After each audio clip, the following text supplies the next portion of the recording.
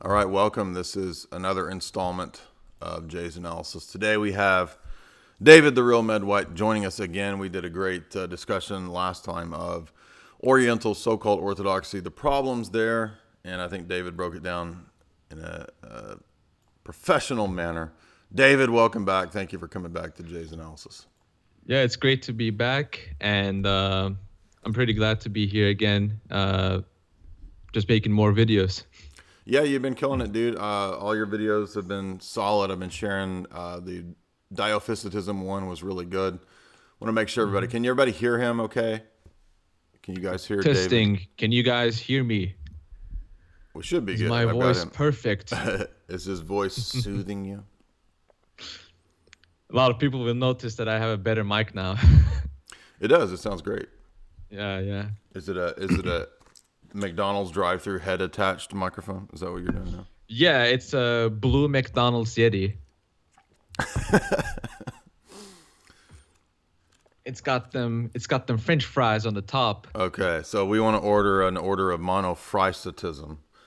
A double order of monophrysism. That was really stupid. All right, so today the discussion is the traps, right? We've done a lot of talks on theology. Oh, y'all, you talk about theology. You don't ever talk about practical stuff. Well, today we're going to talk about practical stuff. I'm going to talk about all the mistakes that I made, the many, many, many mistakes that I've made. David's going to talk about mistakes he made. We're going to talk about the traps that you're going to encounter if you get into theology, if you get into reading the Bible, if you get into orthodoxy, especially. People that are notorious, people to avoid. We're not going to be naming every single person that I've had a dispute with. That's not the point here. The point here is to point out the errors to avoid. We'll be mentioning some of the more prominent people. But David, tell us about your channel. I've got you linked below. We got probably some new people who don't know about you. But this discussion is going to be more practical. It's totally going to be practical. We're going to talk about the focus of prayer life, that kind of stuff, how that is the key to avoiding a lot of these traps. Tell us about your channel and let's kick us off here.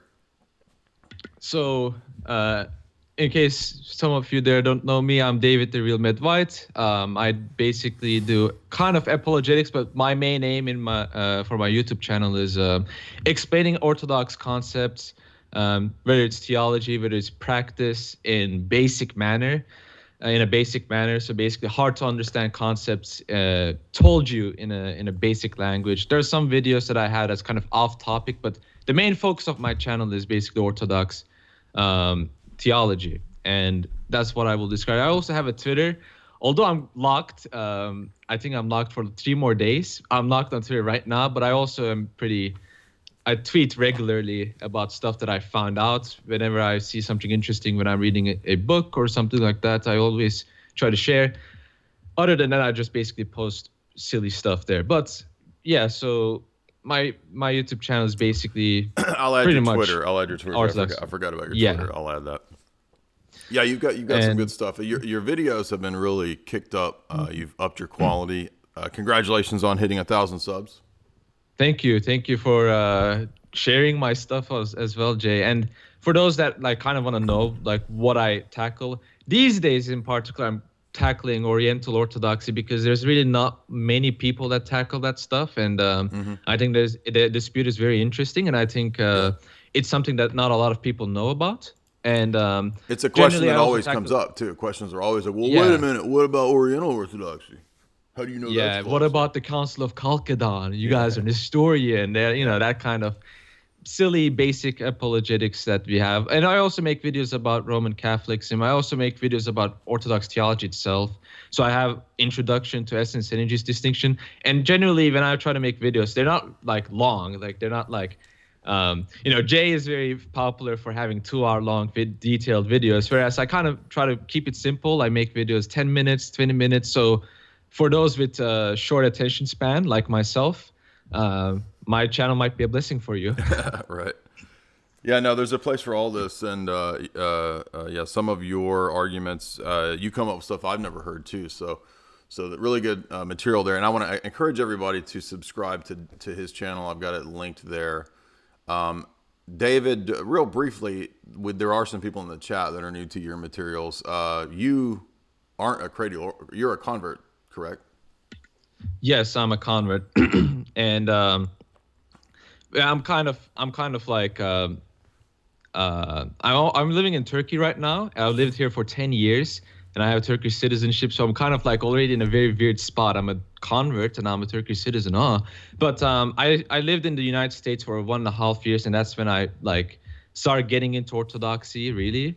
So I'm pretty much familiar with the Orthodox, United States Orthodox, or basically the American Orthodox world. And I've spent 1 year as a catechumen there, and I was baptized there in a Goark church, and I'm back in Turkey, and as usual, I'm going in a certain church here, and just to make sure that some people don't think I'm a crazy person. I did get blessing from my priest, right? So my priest approves me of doing this. He's aware of what I'm doing, and I talked to him about the kind of stuff I cover, and he's completely fine. He gave me his blessing. So I'm not like an individual guy who does this. You're a LARPer. You're a LARPer. Exposed. I'm a LARPer. We're gonna make exposed videos on you now. Exposed. Yeah. The Turkish agent.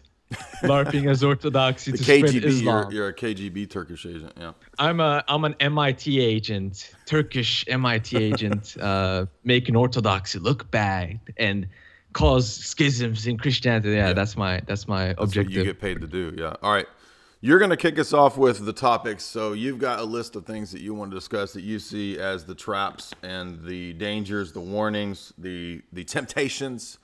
I remember it makes me think of Pilgrim's Progress, the Bunyan allegory, where he's talking about how the Christian life is this kind of like this journey, and there's the slough of despair, and there's these different allegorical places that the Christian encounters on his journey, and there's all these temptations. And I was thinking how what we're doing today is kind of like an Orthodox version of John Bunyan's allegory of the Christian life, except for the Orthodox in our day, where there's these curious temptations that are peculiar to number one, people coming into Orthodoxy or people new to reading the Bible and this kind of stuff.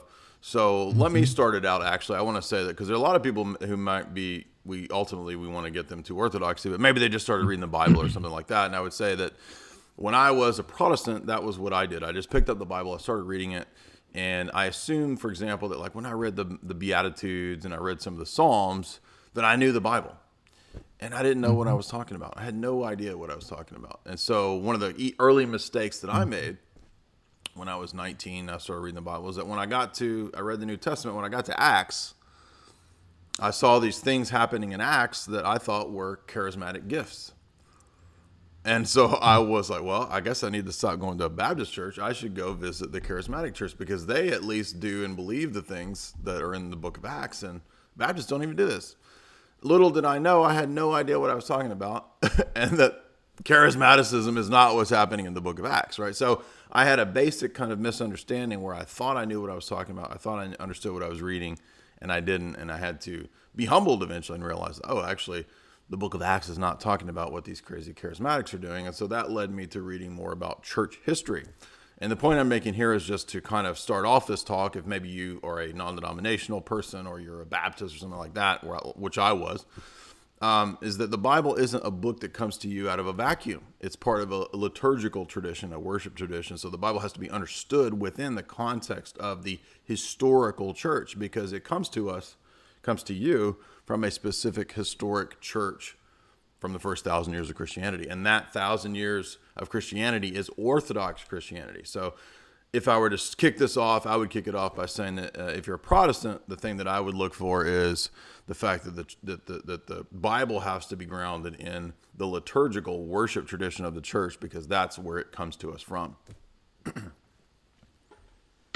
Yeah, and I guess what I was planning on with this discussion as well is that I was planning on starting with general advice, and this is not in a particular order. It's kind of random, but I think there are a lot of good stuff to take from it. A lot of this stuff that I'm going to be talking about, not all, but a lot of it is it's basically going to be me speaking to myself 2-3 years ago, basically. Stuff that I did that was completely idiotic and that I should never do again. And I see a lot of people do these things, commit these mistakes, and I want them to basically not do so. These are common traps that people fall. So right off the bat, I'll just start with one of the this is a huge pet peeve of mine, because again, I used to do this all the time, and that is this is particular for the catechisms and inquiries, but can even apply to baptized Orthodox Christians who are kind of baby-like in the faith.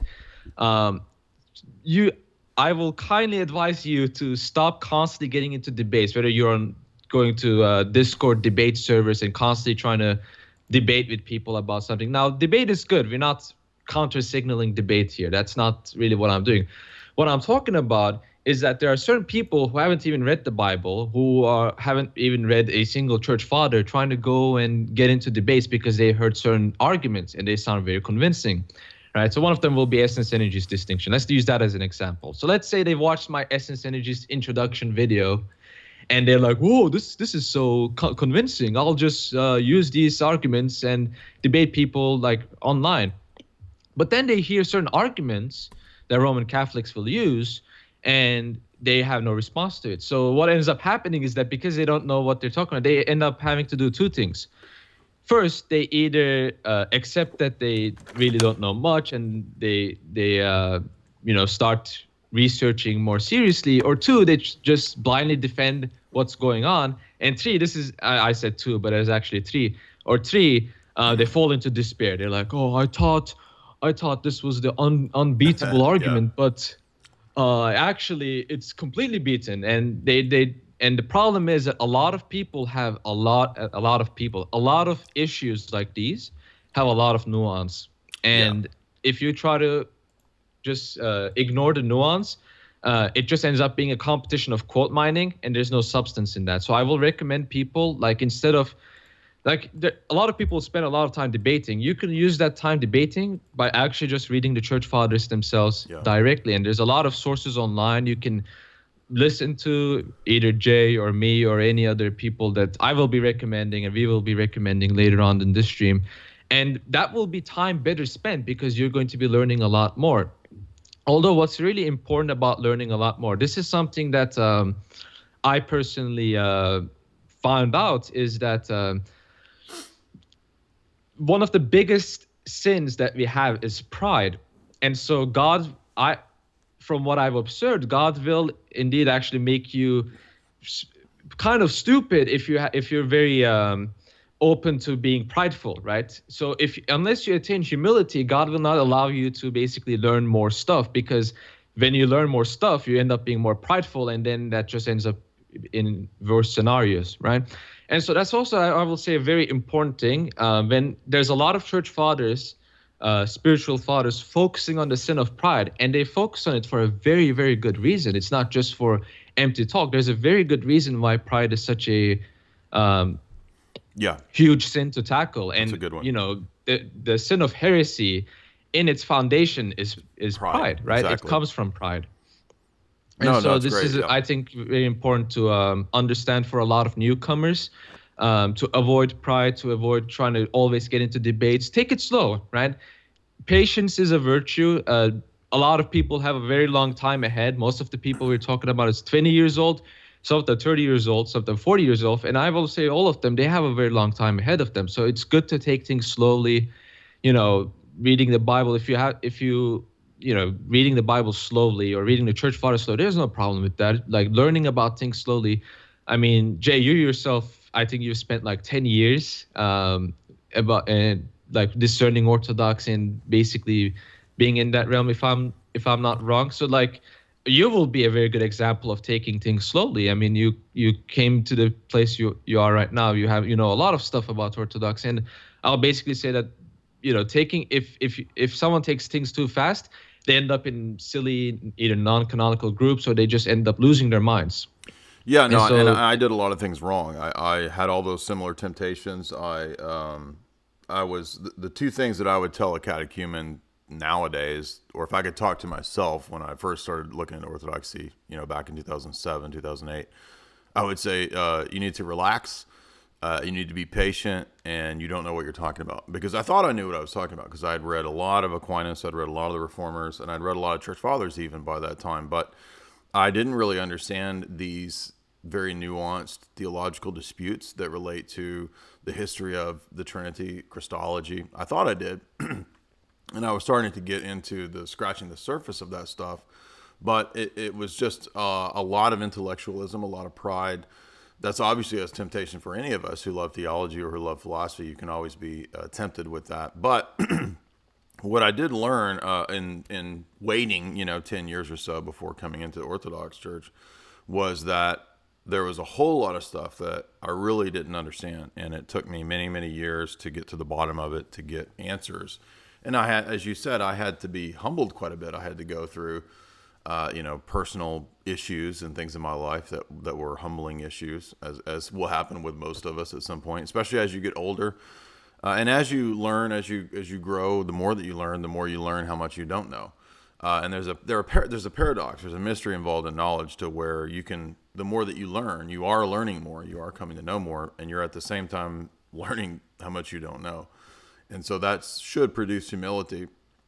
And humility is not being passive. It's not being effeminate. It's not being, fake pious. No, humility is admitting and being honest with yourself before the truth, before God, before facts, before things that you don't know, right? And I've said this many times, but one of the greatest things that ever happened to me, people say, why are you so sort of aggressive with Calvinists or with Catholics? And I say that it's because I had to be aggressively refuted when I was young. Or when I was a hardcore Calvinist, one of the best things that ever happened to me was going onto a message board back in the Yahoo message boards days of 2002 or 3, somewhere in there.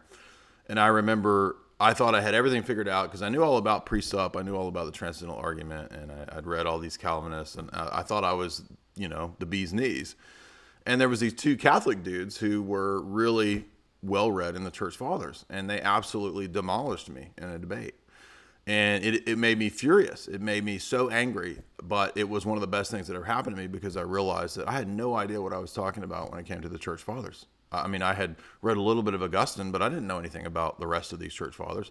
And these guys were just hitting me with, pretty solid patristic research and interpretation, and I was lost. And I couldn't answer what they were saying about the canon of Scripture.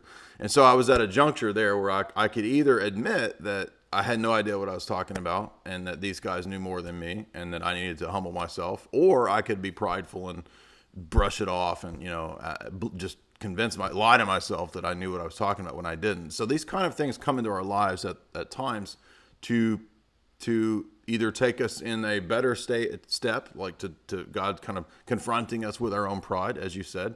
And we have to either choose to admit that and repent and go in the right direction, or we can harden our hearts and go in a worse direction. And this is not something unique to when you're young. It can happen at multiple stages in our life. That's why we always have to be open to being corrected. Yeah, exactly. Now, another thing that I will also, to move on with this, to connect this with something else, is that what's also very interesting, and this is from Evagrius Ponticus, who is condemned in the Fifth Council, but he does have certain insights, and one of the insights he has is that a true theologian is the one that prays, and I will pretty much agree with that. I will say that a lot of catechumens, a lot of inquirers, they don't know this. I don't know why people don't alert them to this, but prayer is, I will say, the number one thing that they should be focusing on above all else. Prioritize prayer life before everything. It's because you need to have a certain prayer life, right? Morning prayers, evening prayers, prayers before a meal, prayers after a meal. Let's say that's kind of like the basic. And you can talk about this with your own priest, right? With your own spiritual father. You have your own church to seek guidance from.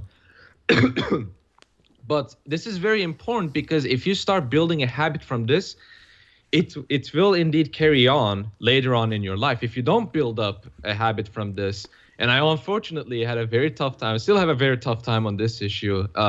If you don't build a habit from the very beginning, you're going to have a very tough time after you're baptized. You're going to have a very tough time actually praying after you're baptized. You're going to have to relearn the whole process. And this is, I will say again, this is very connected to theology. If you want to learn theology, it's not just books, it's not just a bunch of this stuff. It's also about prayer. You need to understand how this theology is connected to our practice, right? Why does it matter that, for example, Christ has a human nature alongside a divine nature? Why does that matter? right? And and you with prayer life, the consequences of it is going to match up. You're going to start understanding how all of these doctrines actually connect with one another. And this is not just intellectual, but also in a deep spiritual way. Your heart will understand it.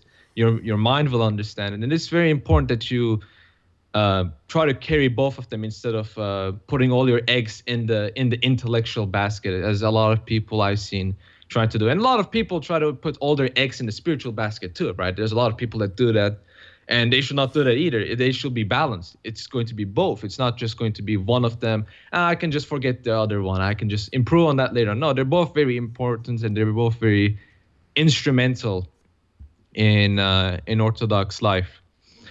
Yeah, I would say if somebody is interested in that, I would recommend getting a prayer book. This one is the one I've had ever since I started looking at Orthodoxy many years ago. It's from Transfiguration Monastery. It's this little blue one that I think is really good. I actually like it better than the other one because it has a whole bunch of different hymns and prayers.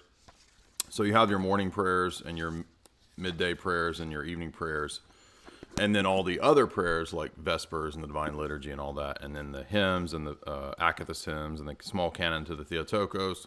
All that is in there, and you will actually combine your theological knowledge with prayer when you start to learn these things. This is an excellent prayer book. If you don't want to go all out with that, start with one of these little ones. Like, you can get these pretty much anywhere. There's little, and if you're new to praying, if you're new to Orthodoxy, these will have little kind of pre-written prayers that are great to get used to saying, like prayers to your guardian angel, prayers to your patron saint, the Jesus prayer. All these kind of basic ideas are kind of early on in this little red prayer book, which is pretty popular. You can find that pretty much anywhere, Amazon or any church. But yeah, I think you're right, David, to hammer that home, because that's a mistake I made as a catechumen. I would put reading theology books and all that stuff ahead of prayer. And then that's something that you have to learn the hard way. You have to, like you said, you have to force yourself to reorient things to where you're disciplining yourself to do your morning prayers. If you have, one thing I would say to people who have that specific problem like I had, there's a couple ways that you could actually wean yourself off of theology into prayer, which is there's a couple of these really good books that were put out by, who puts these out? St. Vladimir's Monastery Books. And one of these is the Holy Fathers on the Psalter, right? So if you want to, let's say you want to go through a psalm each day, well, you pray the psalm, and then you've got the readings from different church fathers and saints that go along with that psalm each day. So that's one way that you could wean yourself off of obsessing over theology books and integrating that into prayer, is the church fathers on the Psalter. Or you can also get this big fat book, which is the Bible and the Holy Fathers for Orthodox, which is the daily readings following the calendar, right? It has all the church fathers readings for that day, or the saints and the biblical readings for that day based on the liturgical calendar. So those are two means by which, if you have the problem of too much theology, of integrating the theology into the liturgical rhythm of the church and the Psalms.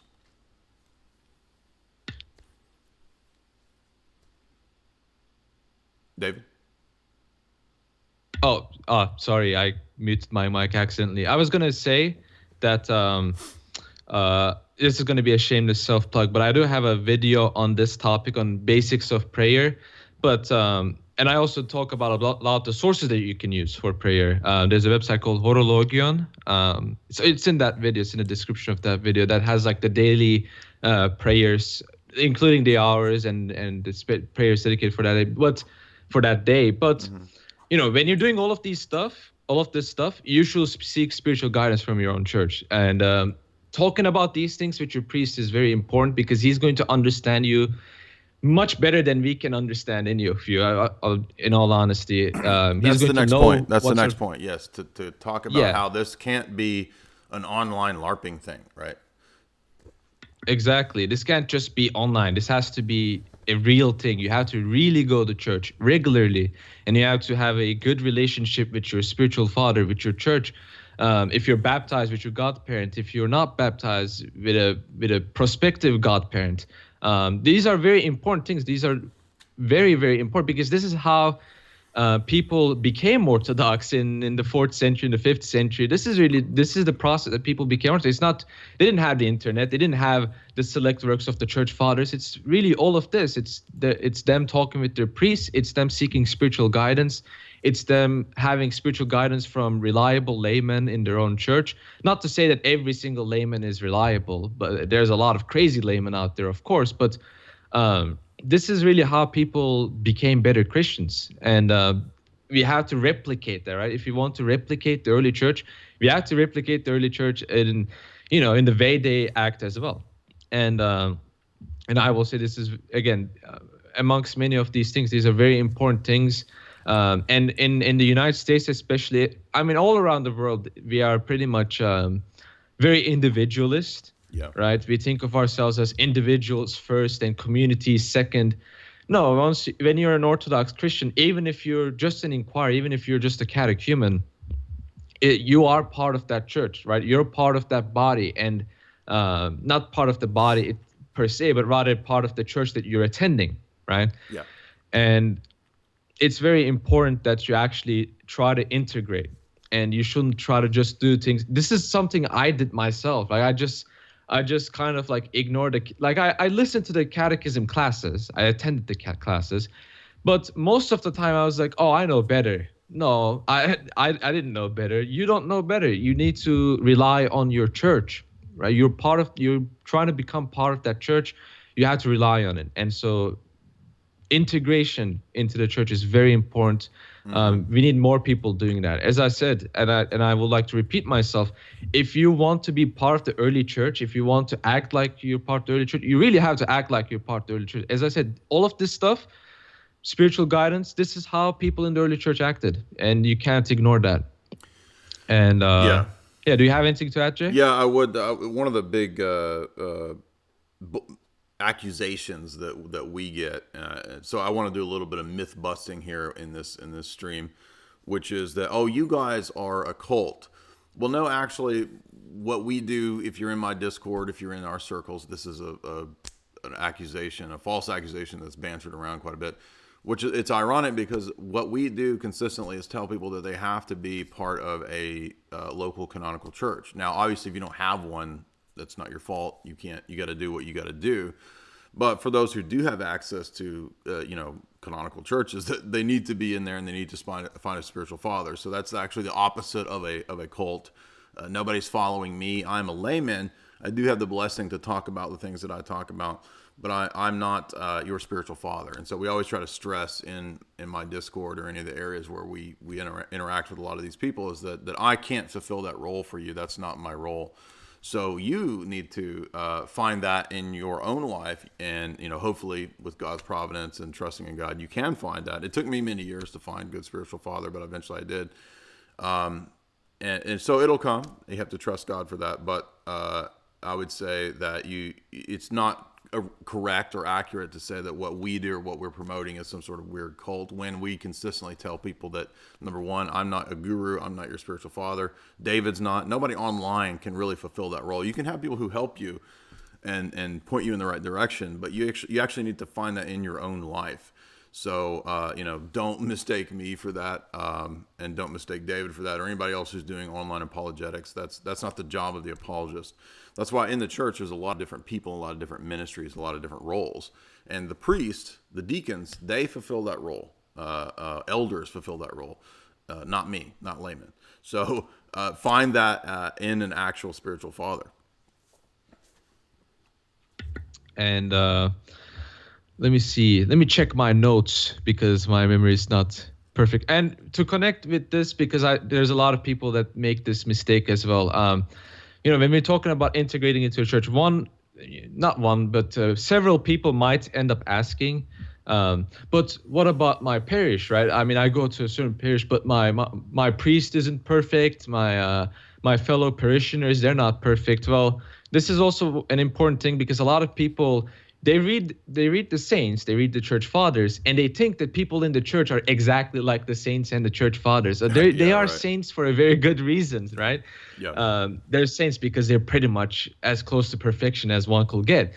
And unless you have living saints in your church, you're not really going to get that in the church. So when we're making apologetics, especially like, for example, against Roman Catholics and talk about Pachamama and all that silly stuff, when we're talking about that stuff, we're not implying that we're 100% perfect, that we're all living saints and so on. The Orthodox Church does have its fair share of problems. We have problems in parishes. There are issues. So a lot of people, I myself did this beforehand. A lot of people come into the Orthodox Church and they expect like everyone to be 100% perfect, 100% like correct on everything, that they're all like they're all very good spiritually, that they know everything theologically. No, like we need to be realistic. A lot of people, I mean, we're all sinners, right? We all have things that we miss out on. And so expecting that, I think, is that doesn't mean that we're terrible, right? I mean, even the most liberal parishes, when they do liturgy, they're actually doing liturgy, right? They're not worshiping an idol like the Roman Catholics do and other weird sects do. Yeah, But, you're not going to the have point clown masses, but ultimately at the end of the day, there's no Puritan church, right? There's no perfect Donatist type church. These are mistakes that already came about in the early church, where people tried to have these perfectly righteous sects, the Donatists, the Novatianists, all these different groups were puritanical in their attempt to have not the correct theology per se, but to have actually perfect people. Montanism, right? Tertullian, he fell into this. One of the reasons Tertullian is not a saint is that he fell into this heresy of the Montanists, and he believed that these were the actual, true, perfect, the holy rollers, basically. So you're not going to find that. You're always going to find people that are sinful. This is the idea of the church as the hospital of sinners and not the congregation of the saints, at least the church in history. So to have those kind of expectations are false. There's a lot of traps that we're going to get through here in a minute, is all the different traps that when you're Orthodox, it doesn't end. The grass isn't necessarily greener. But that's the phenomenon that I want to mention there, is that the grass is greener phenomenon. Like, oh, well, there's these problems in Orthodoxy. Maybe this is a temptation for some people, maybe if I go over to Rome, I can avoid these problems. And I can tell you that from experience, you're not going to avoid those problems. It's going to be worse when you go in that direction. So we need to avoid the temptation of the grass is greener phenomena. Yeah, and a lot of our argumentation depends on our structure, or church structure, or ecclesiology being also superior, right? We have Christ's church, we have Christ's doctrines. Just because we have a couple of people, some of them even being clergy perhaps, being heretical, doesn't mean that the church is suddenly wrong. I mean, it's kind of like the same logic with any heretics in history. So again, it's we had like orthodoxy in its timeline had way worse things to tackle. This kind of stuff it doesn't mean that, like the problems that we have today aren't bad, but when you put into perspective, there's a lot of things way worse things that happen. And one other thing that I want to talk about is that some people do this. I kind of semi fell into this problem, not really, but kind of. A lot of people look at the churches, like they see Greek Orthodox Church, or they see Russian Orthodox Church, or they see Antiochian Orthodox Church, and they think that like they are ethnic categories that only like people of certain ethnic backgrounds can attend. I can assure you that's not true, especially in the United States, when I will say most churches are at this stage convert churches, right? A lot of the churches here are convert churches. So you will go to, for example, a Greek Orthodox church. The one I went to is basically a half convert, probably even more convert than cradle. And so don't fall into that as well. I mean, right now I could tell you that the church I go to is a Russian church, and like the priests don't know Turkish, so we don't have a common language that we can speak. We can't speak English, we can't speak Turkish to one another, so we have to rely on translators basically. And everyone there is basically Russian or Georgian or one of those other Slavic groups. But I mean, for my personal experience, I don't feel left out. I'm still just as Orthodox as the rest of these people. So a lot of people kind of had that doubt in their mind, and in Orthodox churches, you're generally not going to see that. I've heard some Greek parishes do that Philitism stuff. But even that, I will say they're a minority, right? So the majority of the Greek parishes in the U.S., even then, they're like very convert friendly. A lot of them are still convert majority, and yeah, so a lot of people kind of fall into that trap of orthodoxy being too ethnic or whatever. And actually, no, orthodoxy is alive because of the converts. Actually, it's not just because of cradles. Um, Yeah, I mean, if you like, and other, if you go to an Antiochian church in the Bible Belt, it's going to be all a bunch of Anglo, Scotch, Irish converts, and then some black people. And if you go to a Antiochian church in Florida, it's going to be all Arab people. So it really just depends on the location and the local demographics. So yeah, and I've met a lot of converts in different Russian churches. So I mean, I haven't been to a whole lot of Russian churches, but the ones that I have been to, I've met multiple converts there. We've had a lot of people, because of the issues in the church, have to leave the Greeks and come over to the Russian church. So yeah, it's kind of a mix, and there's no one size fits all. But again, yeah, you're going to find these problems, and these kinds of problems are the problems that you actually saw in the early church. The early church, if you read the canons of the councils, from Nicaea to Gangra, from Gangra to Nicaea to Constantinople to Chalcedon, when you read through these canons, you'll find all these kinds of problems popping up, like different ethnicities and different regions having this issue and that issue. So the problems that you see in Orthodoxy, the only reason I'm bringing this up is that it actually demonstrates that the Orthodox Church is the church of the first millennium, is that it's the same problems. We have a lot of the same problems that were being addressed in the canons of the councils, the first 7, 8 councils. So to me, that's a pretty good indicator of which one is the authentic historic church. But yeah, you're never going to get away from problems. You're never going to have the pure church. And that's why we're not Donatists. That's why we're not Calvinists. Calvinists, in many ways, actually fall into this mistake of Donatism. But the purist ideal is also a temptation that we want to talk about for people who convert. So let's talk about the fringe groups. Do you want to move to that? Is that on your list next, or have you got something else? yeah. Let me see. That's kind of on. That's pretty much on the next one. One thing I want to mention before we move on to that, is that another mention of the word concept fallacy. I know a lot of people are getting their heads drilled in with us repeating that, but it's very important because I've seen a lot of catechumens and inquirers kind of fall into this mistake where they will see Origen's terminology, or like the Greek philosophers' terminology being used by church fathers.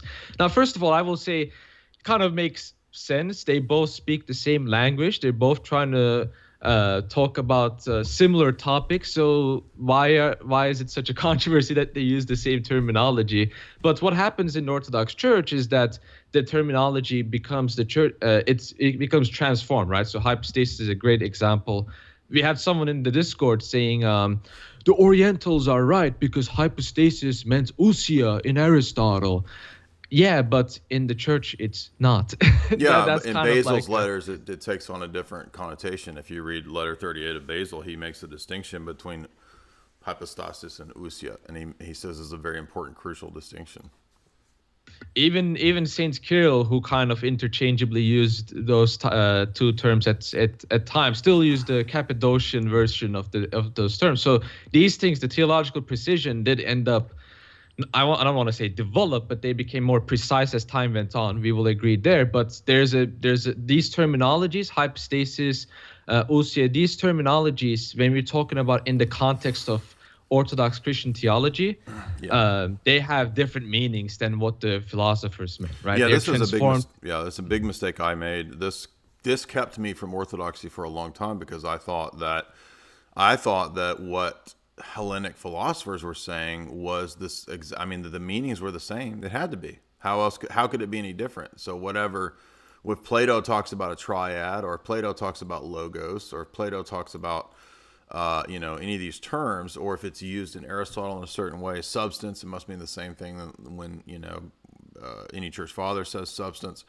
But you don't really understand the nuance of this until you get really, really deep into philosophy and theology. And I'm not saying everybody has to do that. I'm just saying that it's very easy to make these kind of mistakes, again, which I made. I thought, well, we believe in natural theology because the term law of nature, natural law. Maximus uses that term, so he must teach natural theology. Aquinas teaches natural theology, so they're all talking about the same thing.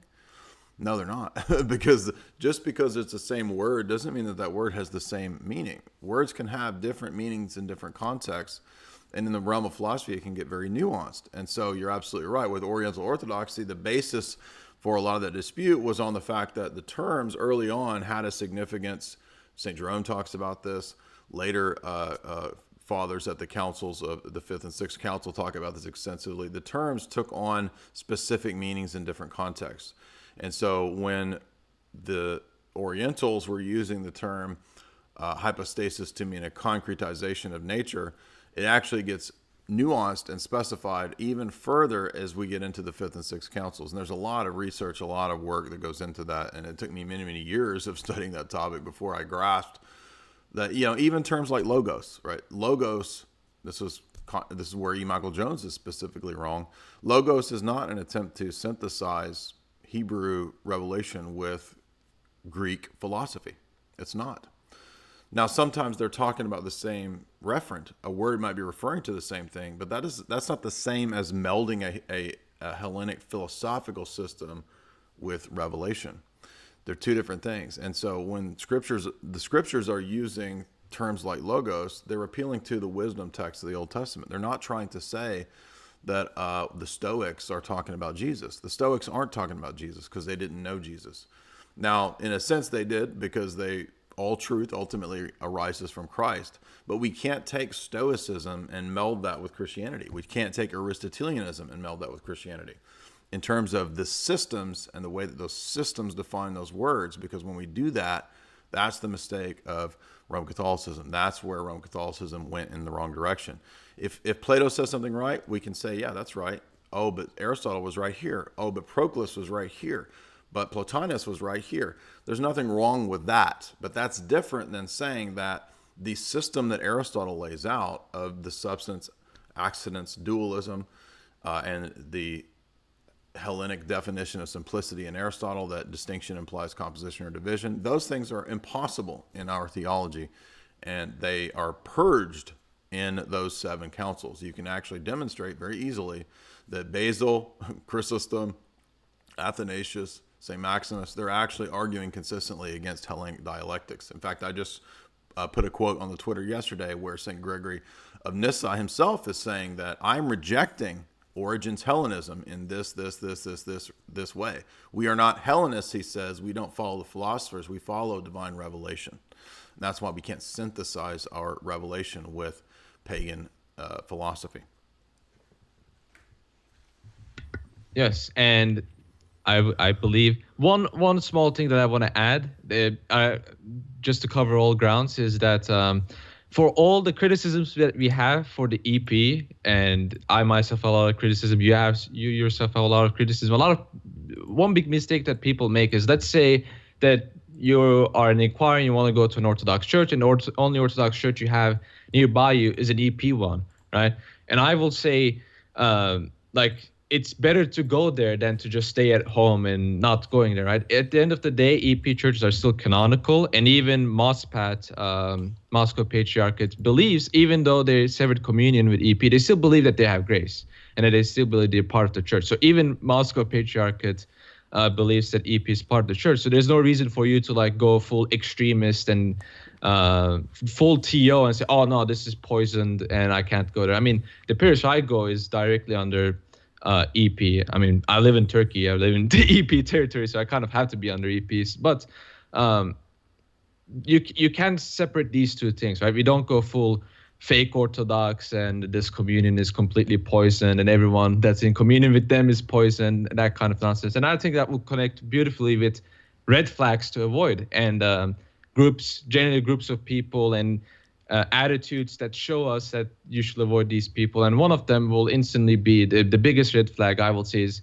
if they're schismatic, if they're uncanonical, if they're part of the so-called true Orthodox or old calendarist churches, stay away from these people, right? They're not just schismatic, although I believe Saint Nicodemus the Hagiorite, I might be wrong, but that's who I remember, said that schism is worse than heresy.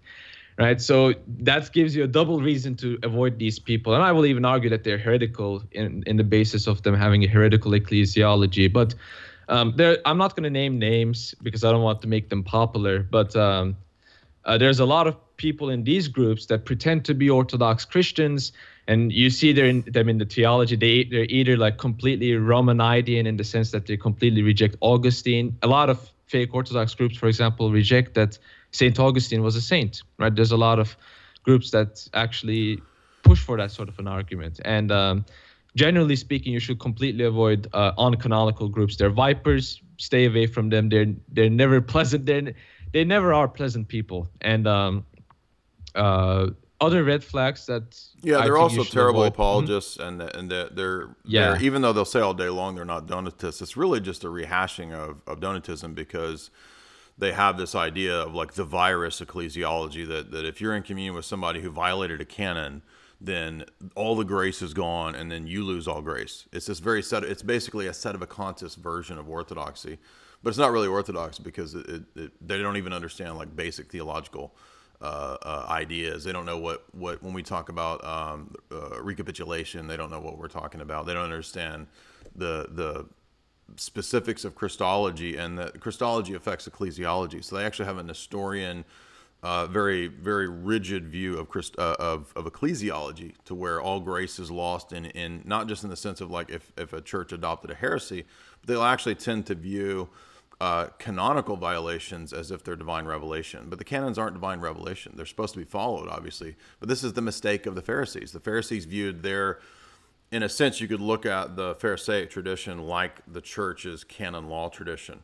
And I'm not saying that they're equivalent. I'm just saying, I'm making an analogy. And what does Jesus say? Jesus says that you Pharisees actually at times can put the laws and traditions of men over the revelation of God. And the same thing can happen in any church, right? Roman Catholicism can have the same Talmudic mindset, the same spirit. This is the leaven of the Pharisees that Jesus warned about. And you can have the same spirit of all or nothing sort of rigidity in orthodoxy as well, to where you arbitrarily, no one has grace. My little tiny group alone has grace. And then what happens when your little tiny group of 5 true Orthodox people, then a week later, you split and condemn the 3 of your 5 group. You guys split between 2 and 3, and you've condemned them in your little tiny 5 people jurisdictions. I mean, it's a world of madness, and it's a world of nonsense. It actually attracts a lot of unstable people. I'm not trying to say that this proves it. You're being an ad hominem. No, I'm just telling you like my observations of these worlds. And it's very analogous to sedevacantism, where you just have these little tiny fringe sects. They're all the keepers of the true flame, and they all condemn all the other groups. And it's in many ways it's worse than Protestantism. And by the way, most of the world of what's called the Episcopi Vagantes, which is the wandering bishop world, that's full of spooks. It's full of con men. It's full of crooks, and it's full of people with mental illness. I mean, you don't have to believe me. You can study just objective research into from people who've done like history analysis or intelligence analysis of the world of wandering bishops. It's just a bunch of quacks, and so you're just putting yourself into a realm of people that are going to damage you. That doesn't mean that in the canonical world of Orthodoxy that you're going to avoid corruption, or you're going to avoid people who get things wrong, or there's going to be people that wrong you in the churches. There's going to be phonies in the canonical churches, but the grass is not going to be greener in these tiny little fringe Puritan sects. Yeah, and a great example will be, and I'm not going to name them, but basically the greatest TO channel, and when I say greatest, I mean 600 subscribers. One of their head honchos, when you look at like he's clergy, he's supposed to be clergy, but he has certain uncanonical beliefs, he has certain uncanonical actions. So the 2 examples that I will give, and I don't want to name him because I don't want to make him sad, but one of them will be that he supports Andrew Yang publicly. And you don't have to be a genius to figure out that Andrew Yang is an abortion supporter, right? So you have a supposed clergy supporting a politician that supports abortion, right? So by using their logic, actually, then they are abortionists themselves. And that's a great point, because their view of like being tainted with the virus of canonical violations, yeah. Yeah, and one of like a lot of people will say in that world is that we're not really Donatists. I mean, sure, you might not theoretically be Donatist, Right. but practically speaking, that's how the world operates. That's Yep. how you really do operate. How else could you explain the numerous schisms and the stupid, silly groups? I mean, if you searched up all the uncanonical groups, your head will spin. There's like 20, 30 of them. I know a fake Orthodox website that's condemning like 12 different Yeah. fake Orthodox groups. I've seen it. Yeah. And that's basically the world of fake Orthodoxy. And the other uncanonical violation is basically divorce with children, and then marry another person that's divorced with children. And one other fake Orthodox made note of this and said, not even in World Orthodoxy do you see this. And this happened in the Milan Synod. So this is like the main fake Orthodox group. So the point I'm trying to make here is that like the reason why I'm talking about character is they themselves are uncanonical, right? So if they want to accuse us of being heretical, or of making hierarchs making uncanonical decisions, they're not too far away from that. So again, it's a world full of hypocrites. It's a world full of and as you mentioned, they don't know theology. One particular fake Orthodox, I covered a debate between a fake Orthodox and Oriental Orthodox. It lasted like 2 hours, and it's more popular than the debate itself, which to me it's not really surprising. Who would want to listen to these people anyway? But what was really interesting is that throughout the debate, I have not seen a single theological argument that the fake Orthodox made. Whereas the debate is supposed to be theological, but all they talked about is history. History, right. And yeah, and to their credit, I will give them some credit. Some of their arguments were pretty good, but in a general scheme, didn't make any sense. And they didn't talk about theology. How can you call yourself an apologetics guy if you're not going to talk about theology? Anyway, another red flag to avoid is people that preach a gospel that's contrary to orthodoxy. So basically, people that preach against creationism will be a great idea. People that preach evolution, people that preach that dogma changes, that ecumenical councils or dogmatic councils accepted by the church are actually not dogmatically binding. Fordhamism, ecumenism, modernism, secularist Americanism, that sort of stuff. So people that preach that kind of stuff, those are just examples. But anything that preaches contrary to Orthodox dogma, Orthodox teaching, any people should be pretty much avoided. And I will say, like, one of the greatest American examples of someone who's really Orthodox will be Father Seraphim Rose. And my priest himself, he's Russian. He doesn't know English. He has never been to the U.S. He loves Father Seraphim Rose, and a lot of Russian churches, a lot of Russian priests love Father Seraphim Rose, and for a good reason. It's because a lot of the ideas that he's talking about, a lot of the things that Father Rose is talking about is dogmatic. It's really Orthodox. And like a good litmus test is basically, and we're not like a Father Seraphim Rose cultists here. We appreciate him and we pretty much support his work, Genesis, Creation, Early Man, and all that stuff. But the reason why I'm talking about is that because he represents Orthodox thoughts in the United States, anyone that's against him, not every single person, but a lot of the people that are against him, it's kind of a red flag to Well, yeah, exactly. Like, observe. because most of the time, the people who are against the things that we talk about or what Father Seraphim Rose talks about, they're the people who believe in theistic evolution. They believe the Bible has errors. They believe in all different forms of ecumenism. They believe in not converting people out of atheism and Roman Catholicism and Protestantism, which are heresies. They believe that some form of Marcionism, usually the Bible has errors. The Old Testament God's a different mean God. Or perhaps we love Origen, let's rehabilitate Origen. You will see that gaggle, that glob of errors usually go together in some. Now, some individuals might not have every one of those. They might have 5 of those. They might have 2 of those. But the tendency will be that the people who believe those things usually go together, and they usually hate all the people that we talk about. There was just this week one of the archons of the EP saying that John Maximovich was a schismatic. Literally this dumb, like he doesn't know what Rocor is. He thinks Rocor is a schism. Literally one of the stupidest things I've ever heard.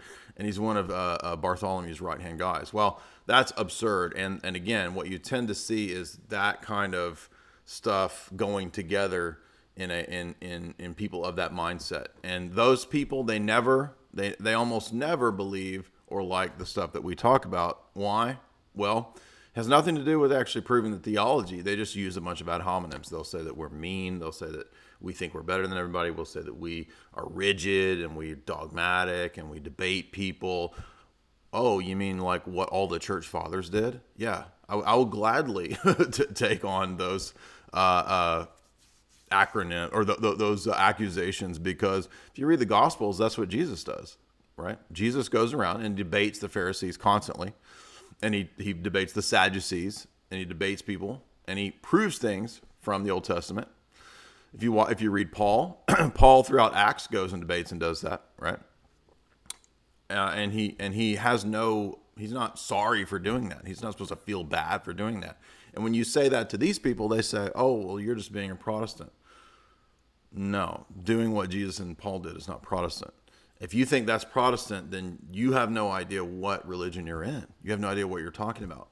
So a lot of these people, again, they're actually fake Orthodox, even though they might be in the Episcopal structure of canonical Orthodoxy. If you believe a bunch of wrong things, you can go to church all day. It doesn't matter. If you're actually wrong, and if you actually believe heretical things, and these things are heretical, by the way, and there are specific, you could say, errors to specific places and times and regions. In America, it's very popular. I would say one of the big mistakes that American Orthodox make is what we call heterodoxy. What is that? Well, that's when you put the ideas of American Enlightenment revolutionary philosophy equal to or above divine revelation and Orthodox tradition. Even, quote, liberal Orthodox people have noticed this. Father Schmemann noticed this. He says that people in American Orthodox churches actually put Americanism above the theology of the church. And so they'll say things like, well, we got to spread democracy, we got to spread free markets, and we got to have Republican democratic government in all these other countries because that's America. And by the way, that way when we have all this freedom in these other countries, we can have orthodoxy there. Totally wrong-headed. Totally wrong-headed. As if, and this is the key, what's the key error here? The key mistake is that there's no tradition or history of an Orthodox doctrine of the civil state. I had a 3-hour debate, two and a half hour debate one time with a prominent normative Orthodox priest in America who told me that the state itself is a satanic institution. And I'm like, are you a Baptist? Did you get this from Roger Williams? What are you talking about? That's totally contrary to the doctrine of Symphonia, totally contrary to thousands of years of Orthodox emperors, kings, and rulers that are sainted. We have coronation ceremonies. What are you talking about? And it's because he's preaching Americanism, right? Americanism, the ideas of the Enlightenment are first and foremost. That's his basic presupposition. And then on top of that, perhaps behind it, we can bring along this train of some of these Orthodox ideas, as long as they don't contradict the Constitution, right? Total nonsense. And what you just talked about, that sounds very close to the heresy of Tolstoy, who believed in Christian anarchism, except Tolstoy is actually logically consistent. Mm-hmm. And because he believes in anarchism, no state, he also naturally believes that there should be no church, right? If there's no state, then why should there be a church, right? The church is, to him, operates kind of like a state. And he will be actually kind of correct to say that the church, in a way, does indeed operate like a state. Not completely, but there are similarities, there are iconographic similarities there. But to complete the red flags, to avoid this is going to be important to clarify as well. People that are influenced by heterodox sources and equating it with the gospel. So for example, I just recently, just in this discussion, I refer to Evagrius Ponticus, who's a condemned heretic. Now, does Evagrius Ponticus, who, by the way, comes from the same region as I do, represent. But does Evagrius Pontus, does he have insights? Of course he does have insights, but do we consider his whole system as equal to Orthodox dogma and thought?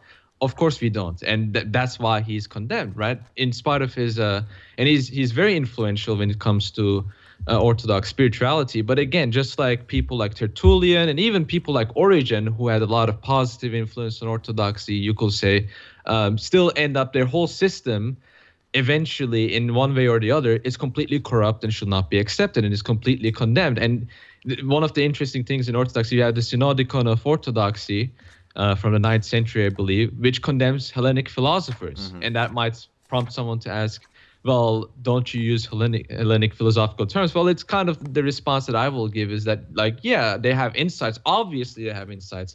Even Satanists sometimes can come up with insights. A broken clock is right twice a day, but that doesn't mean that we accept their entire system. Right. And a lot of people that make that mistake, I mean, it's kind of like I used to make that mistake. So I'm not like trying to say that, oh, I'm better than you, but it's kind of like it's a common sense mistake, but it's a simple mistake that people make. And the final red flag to avoid is hyper spiritualism, people that try to make their spirituality like a very public, right? They try to be basically people that put all their eggs in the hyper spiritual basket. Those people should be generally avoided, because although they might have good insights when it comes to theology, they don't understand anything about theology. They don't care about theology. And they love to hyper spiritual virtue signal, especially on Twitter, and social media. It's the tone policing concern commenter, right? Like, oh, bro, I understand that you feel strongly about this, but Saint so-and-so says don't ever debate, which is probably taken out of context, right? Like, so it's the guy who's always wanting to like come in with the spiritual one-up. Let me spiritually one-up you and show you how, even though I'm coming off as very humble, actually the motivations in my constant spiritual tweeting is to show everybody how humble and spiritual I am. Jesus says that is the sin of the Pharisees. They love to, brothers, let me pray before you and let me show you how humble I am. You see, like, praying on the corner, right? It's just a spirit. It's a Twitter version of that, basically. Oh, and on the opposite side of that is the hyper rigorous. The people that put the eggs on the other basket. People that like constantly try to argue and antagonize people. People that just try to look for fights on Twitter to fulfill their bloodlust, their blood sports bloodlust. Those people. That's also a huge red flag to avoid. And both are basically, as I mentioned before, it's very important to keep spirituality and intellectual theology in balance, right? These two are very important for an Orthodox Christian. And so that will finalize pretty much all of it. And we can character assassinate people now. We can talk about the people, specific people that we should be avoiding. Let's talk about Origen. So the first one that we want to stress, and this because this is always coming up, and all of these Fordham people, John Baer and other people like this, they're now wanting to rehabilitate and promote Origen and Origenism. So again, one of the key things about Orthodoxy that is great is that it doesn't require you having to go and literally read every heretic to know that he's wrong, right? One of the key things, the reasons that we have ecumenical councils is that we can know when we're in the world of Orthodoxy that it's correct, because it's the church and it's Christ's church, and you have kind of this intuitive inner sense when you become Orthodox and you're participating in it, living it, that you know that it's correct. And so you don't have to go and, do I have to read 90 works from Origen to find out if Origen was actually right all along and the whole church got it wrong?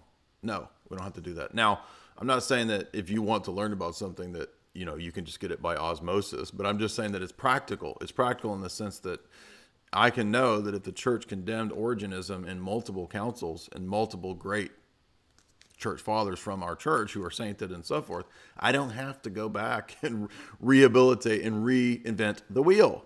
We have ecumenical councils. We don't have to go back and rehabilitate Arius or Nestorius. And as Saint Maximus says, the followers of Origen are not going to be going in a good place. He actually says Origen's followers are going to hell with him. Yeah, in fact, I brought that up to a friend of mine who is trying to now defend Origenism after being Orthodox for many years. And so the first thing I want to say, one of the easiest ways to dispel this is that people will say, well, Origen was wrongly condemned at the Fifth Council.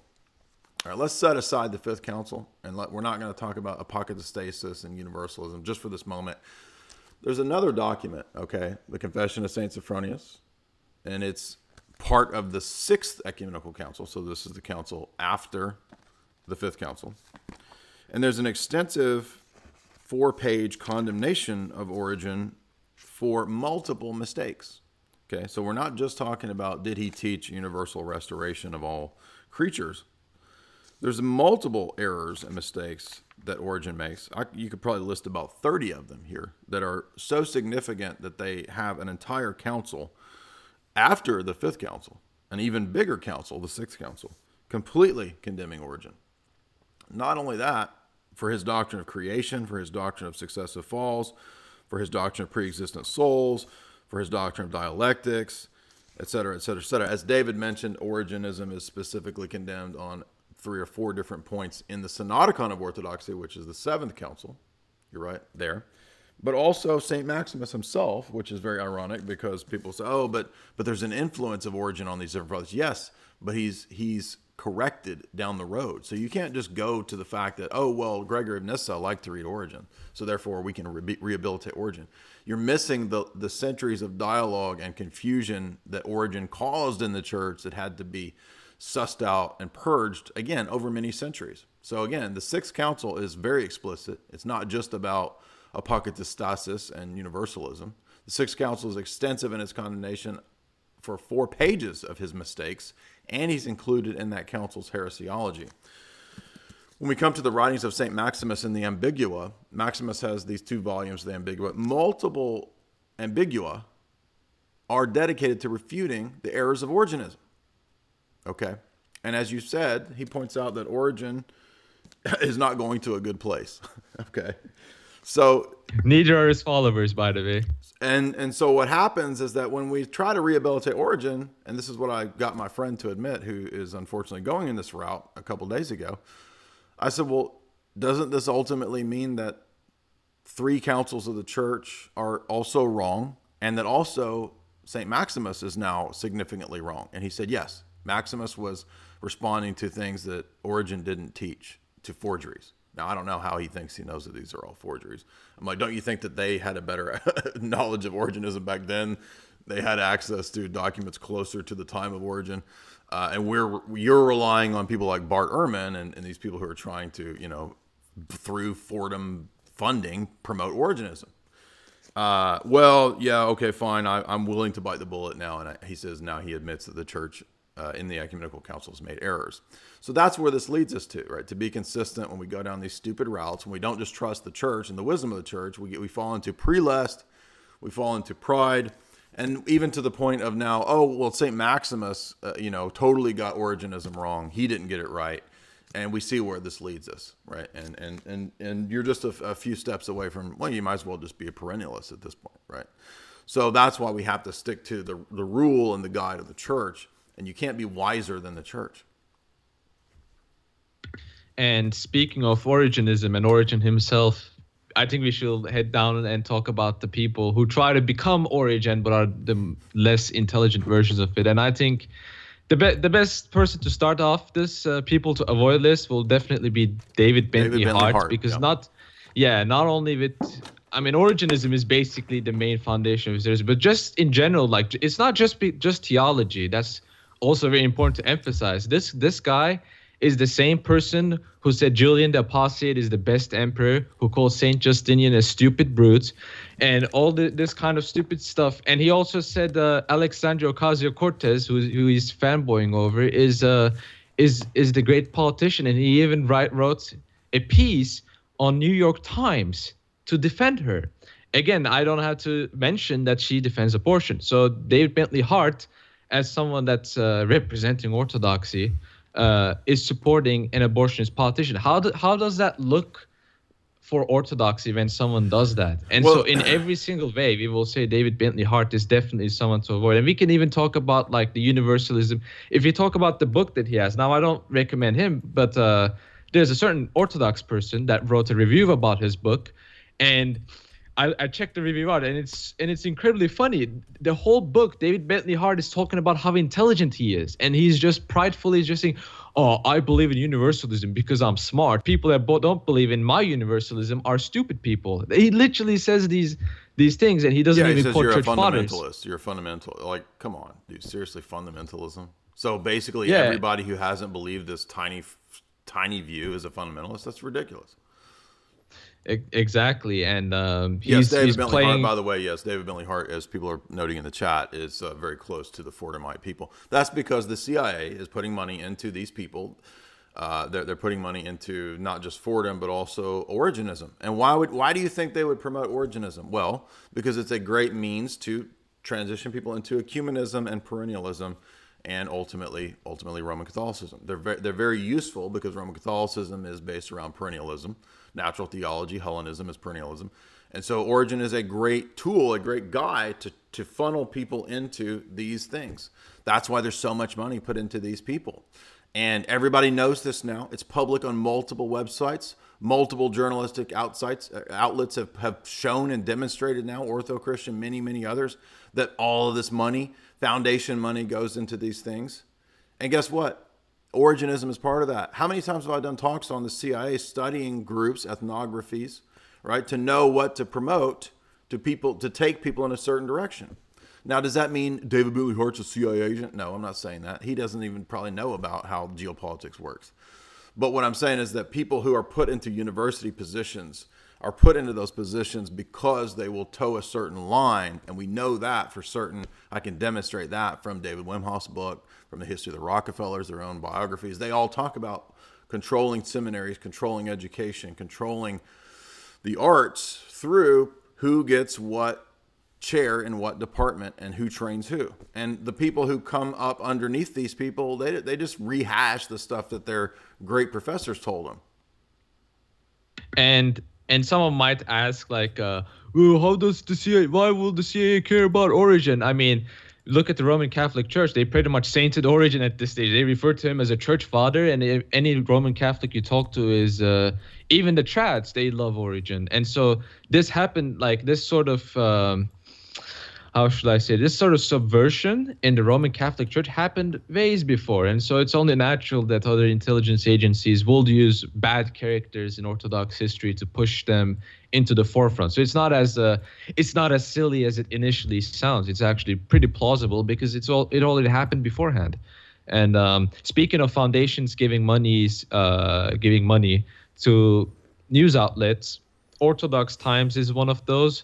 The U.S. government, Orthodox Times themselves admit this. They literally got $100,000 from the U.S. government. What's the purpose? To combat misinformation. Oh yeah, Orthodox Times is there to combat misinformation for the U.S. government.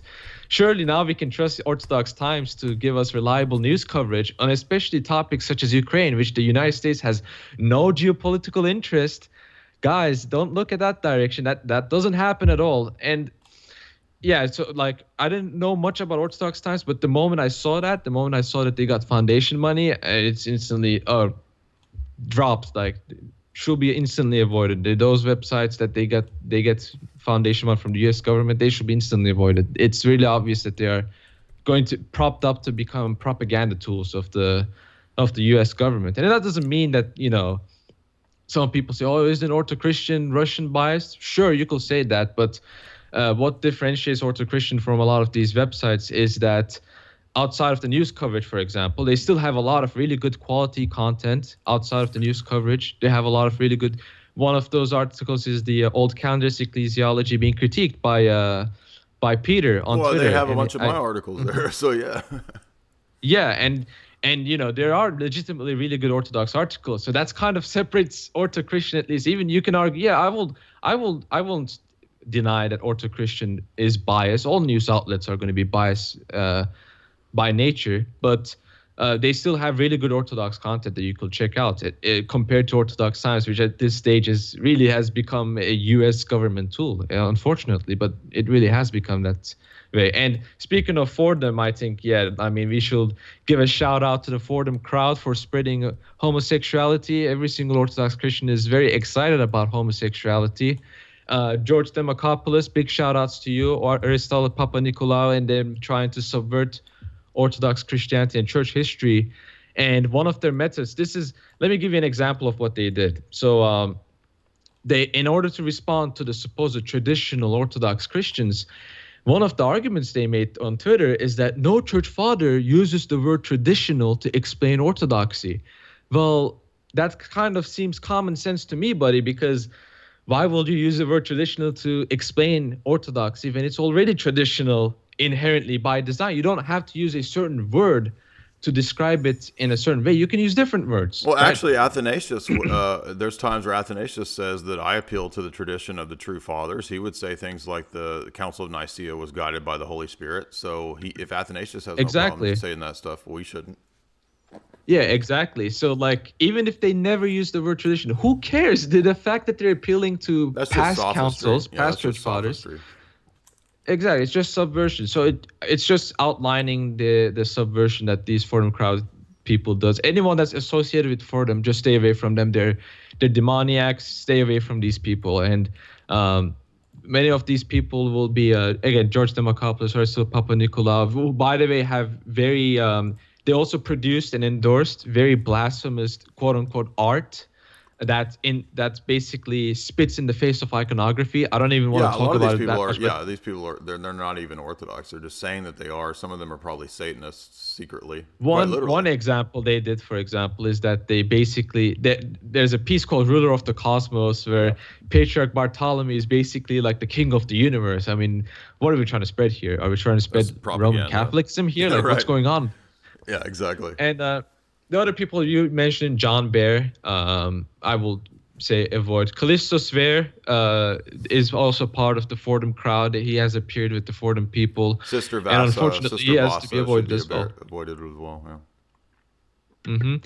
And another clergy that we unfortunately had to avoid will be Stephen Freeman. And Jay, you yourself have argued about what Stephen Freeman talked about. So I pretty much Yeah, let you do the talking here. Marcionite tendency in Father Freeman, which I did 2 videos critiquing his philosophy, his approach to the Bible, which is completely not patristic, completely wrong to say that the Bible has multiple errors, and to deny the historicity of the text of the Old Testament is completely nonsensical. It's in fact the Origenist error. In fact, so by the way, Emil asked a good question that I did want to address.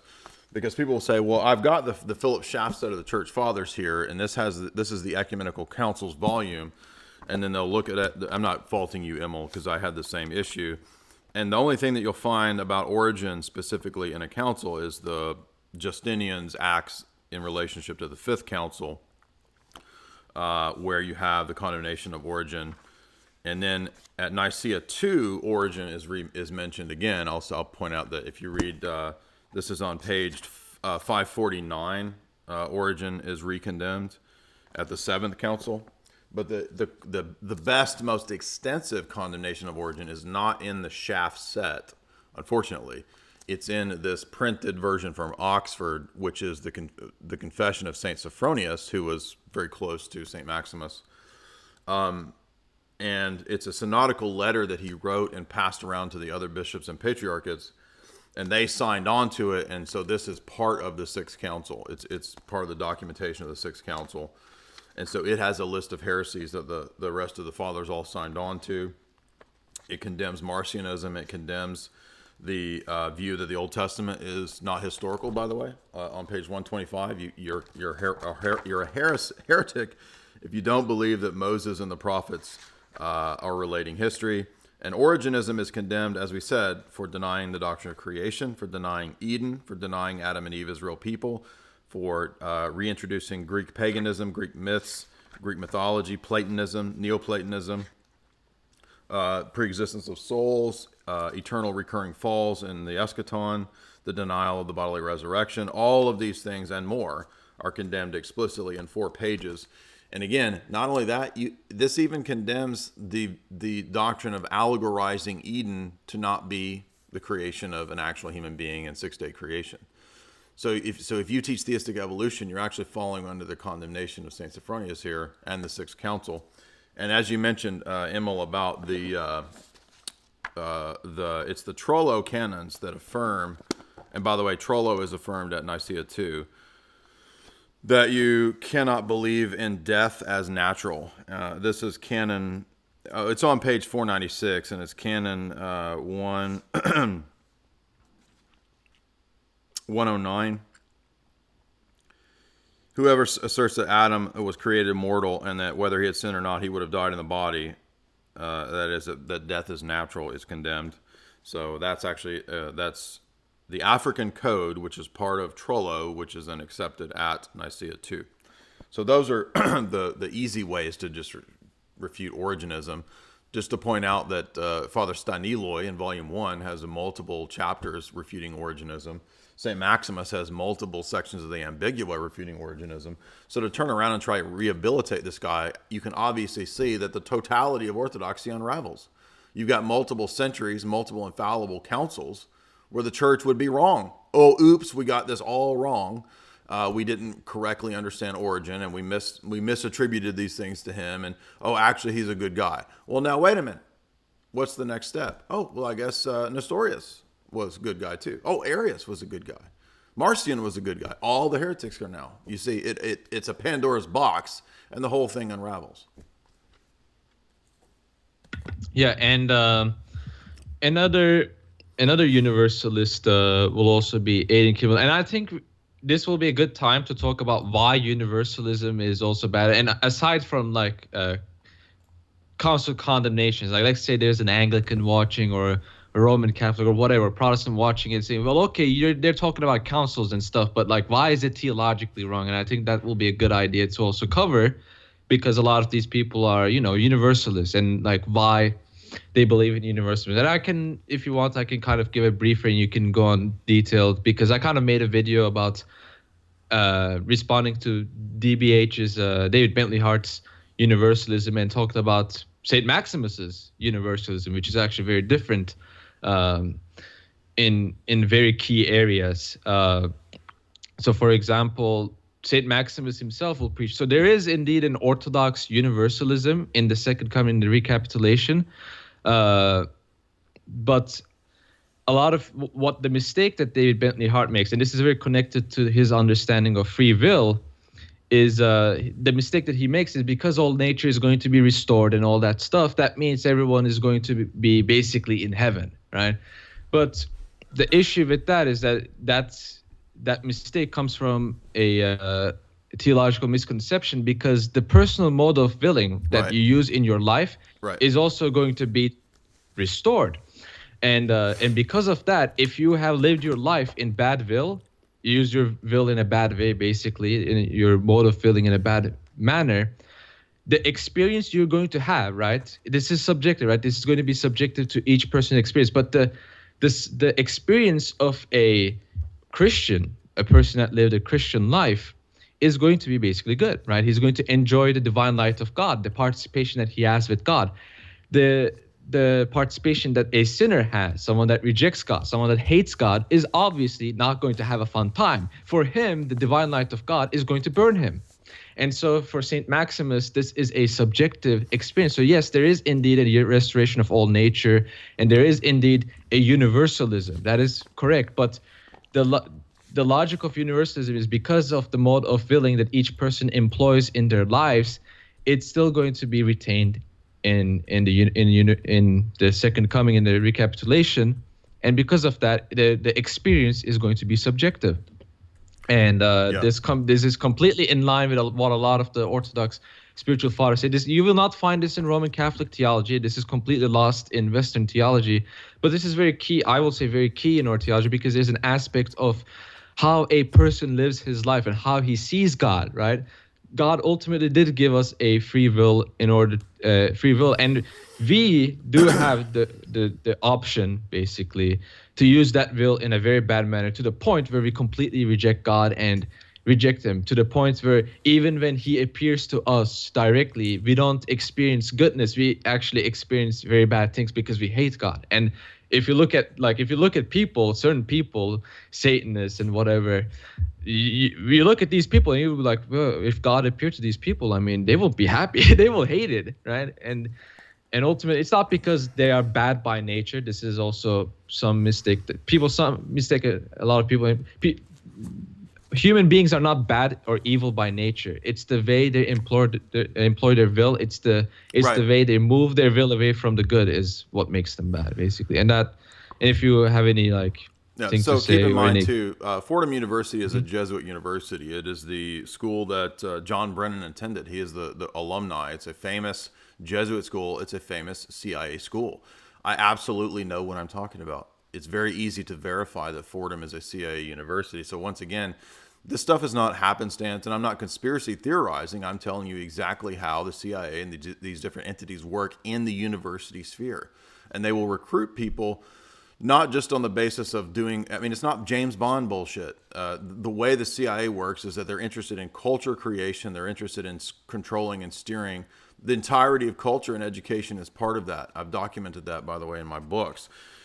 What David is saying is not just St. Maximus. This is also in Father Rose. If you read the last 2 pages, pages 98 and 99 of his book on nihilism, Father Seraphim Rose says exactly what David just said about your own will. The way that you use and hypostatize your will is what will determine your experience of the afterlife in terms of ever ill-being or ever well-being.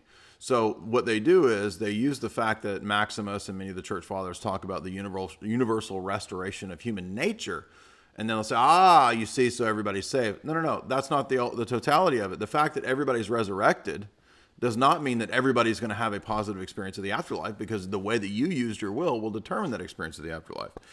So now, is it true that some fathers speculated, St. Gregory Nyssa, did he speculate about the possibility of a restoration of all beings afterwards? Yes, he did, and he was influenced by Origen. But we don't follow one church father, and they all know that. All these Fordham people know that. They know that Orthodox theology is not determined by just picking a guy that you like. If that was so, we'd be Roman Catholics. We'd all just follow Augustine. But that's not how it works. So you can't pick a dude in the 3rd, 4th, 5th century and say, I follow that guy. And then to the exclusion of later councils with hundreds of bishops and fathers and saints, purifying and picking out the errors in an earlier guy.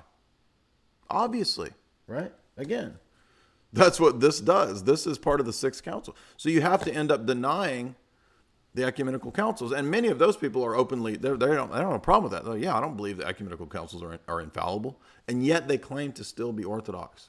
Now, I want to stress too that, remember, these people, David Bentley Hart, John Bear, these are people who will say that, there's plenty of church fathers who actually don't teach the essence energy distinction. Actually, Bear has a lecture where he says that St. Irenaeus teaches absolute divine simplicity.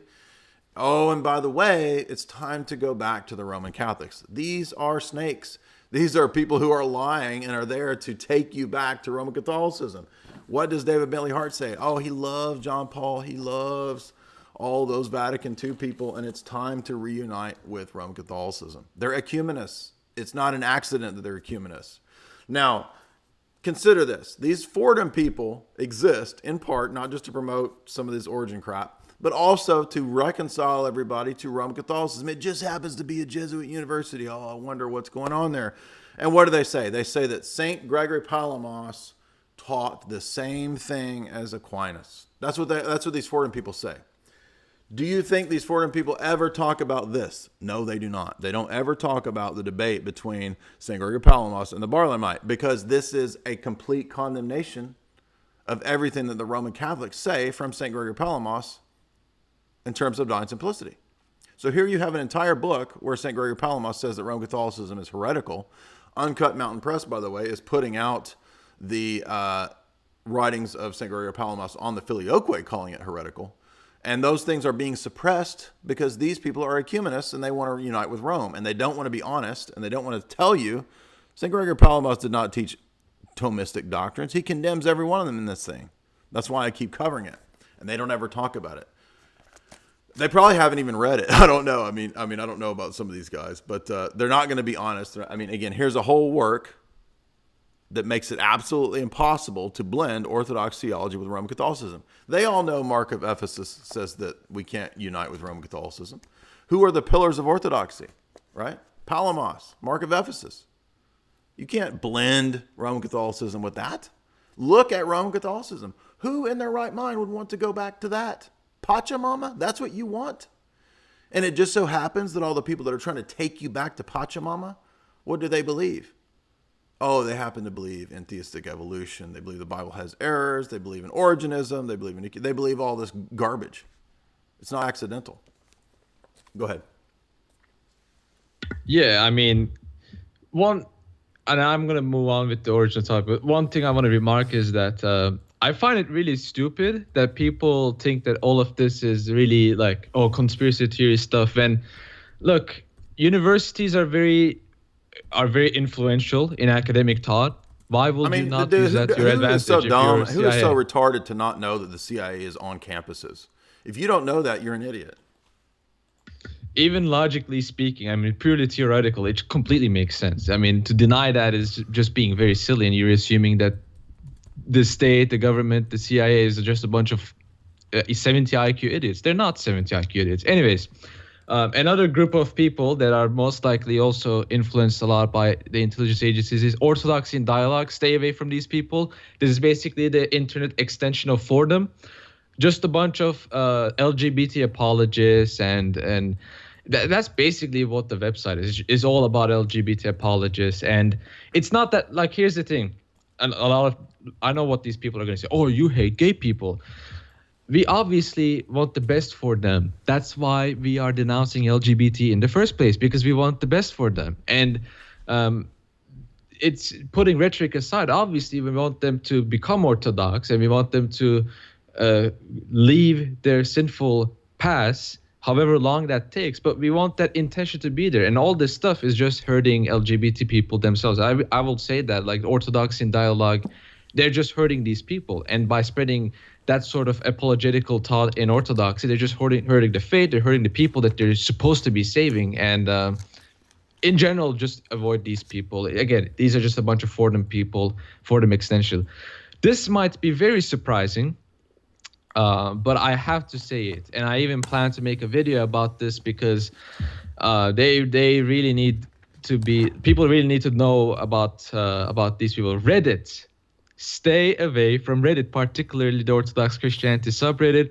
The first thing I would like to say is that the name Jay Dyer, yes, Jay's name, is blacklisted. You didn't hear me wrong. You heard me completely correctly. They blacklisted Jay Dyer's name, and one of the persons, an acquaintance, asked why did they blacklist Jay's name. Is Well, basically a bunch of non-answers. it's just But it's they stuff accused, made up. That's not even true. Stuff that I like, absolutely no yeah, basis for it.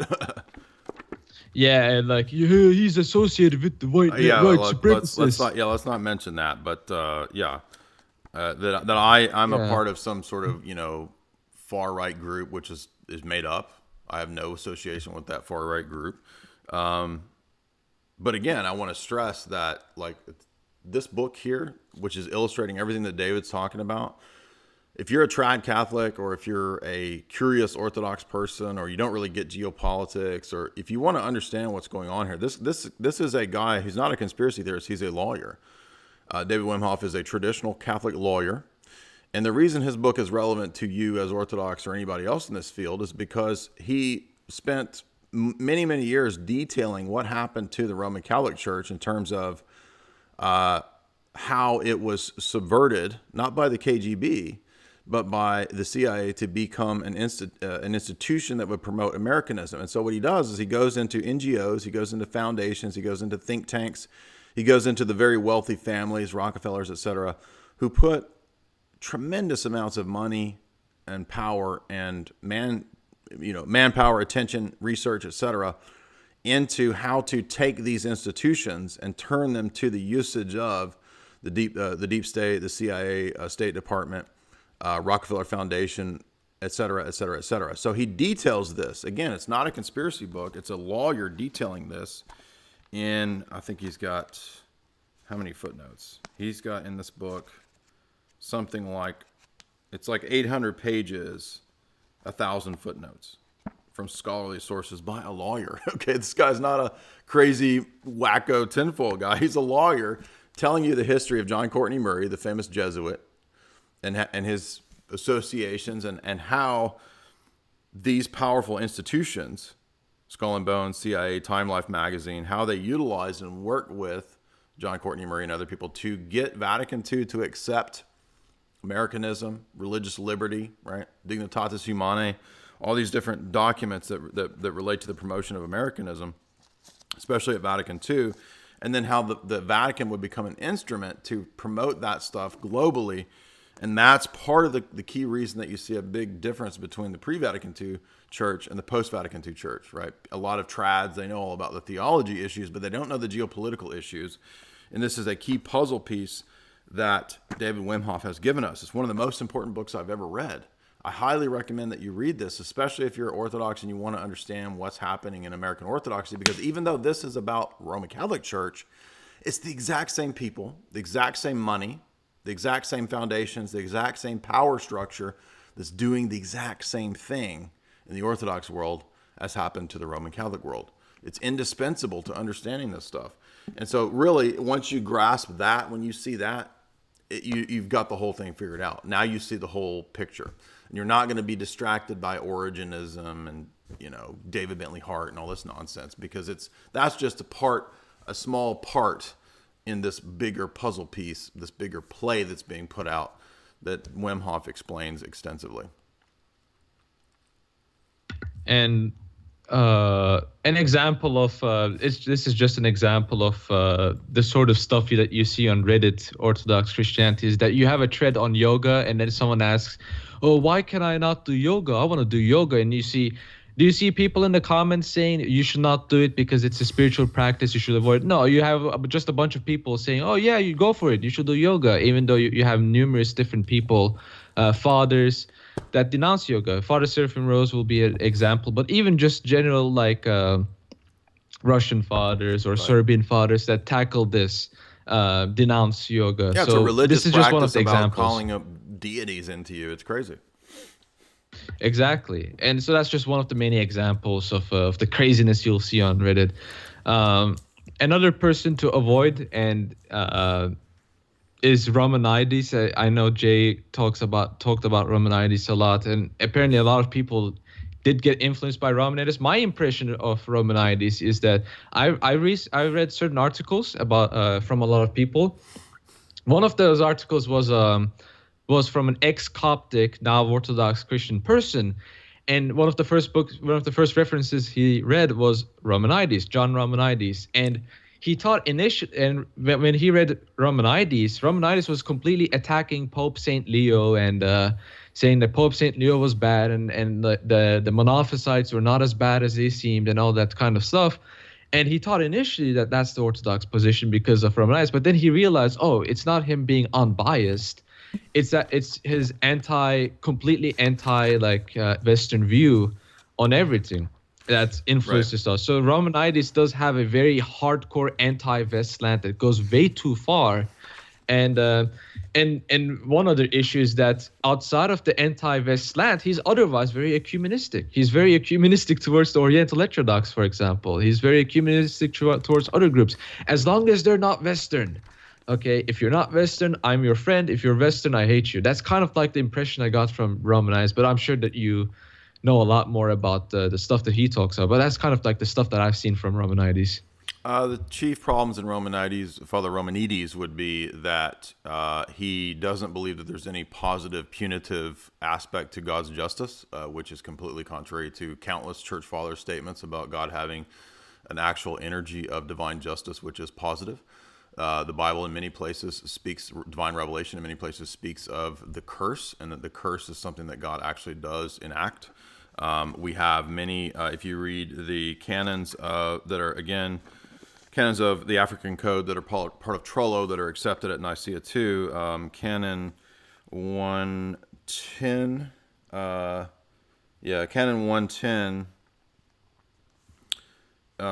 speaks of infants being baptized for the remission of sin, and then Canon 111 and 112 speaks of in pretty similar terms to the Councils of Orange when it comes to grace. And of course Father Romanides would I know it's more nuanced than talking about semi-Pelagianism. That's not what I'm talking about. I'm talking about whether there is an actual curse and whether sins are remitted in baptism in any sense whatsoever. And I think that those canons are very difficult for Romanides to make sense of. I think you would have to do a lot of reinterpreting words and meanings. So his critiques go too far.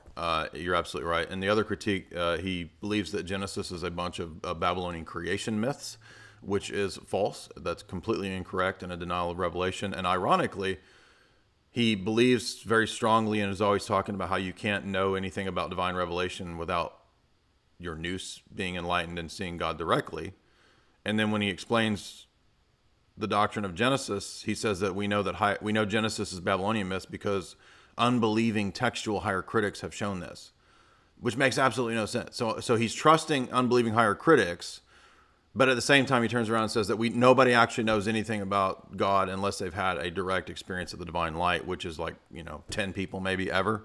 So it's total nonsense. It's total double think. He's got weird views about how you could scientifically test there's a spinning spiral that goes around the relics of the saints that you could scientifically experiment and show. Just very bizarre stuff where on the one hand he's talking about the importance of science and how you can demonstrate that relics have spinning vortexes around them, and then he turns around and says that divine revelation in scripture is full of error and that nobody actually knows what's in divine revelation. Just all kinds of bizarre statements from Father Romanides. I just think he's kind of a quack. He believed that aliens were real, that there was going to be a possible alien invasion. There's no reason not to believe in aliens. And yes, he does believe that. I'm not making that up. So it's just all this weird, bizarre stuff that he thought was somehow worth talking about, which is just nonsense. And he also believed that there's absolutely no analogia at all. In fact, not just to the essence of God, but also to the energies.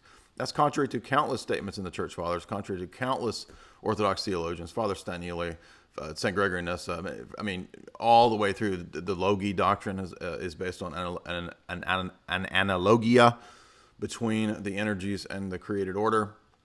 And he says there's absolutely no analogia at all, not just between the essence of God and creatures, but between the energies and creatures, which would mean ultimately that you can't talk about God. And in some places he actually says, he says all idolatry is believing that there are words and creeds that tell you truths about God.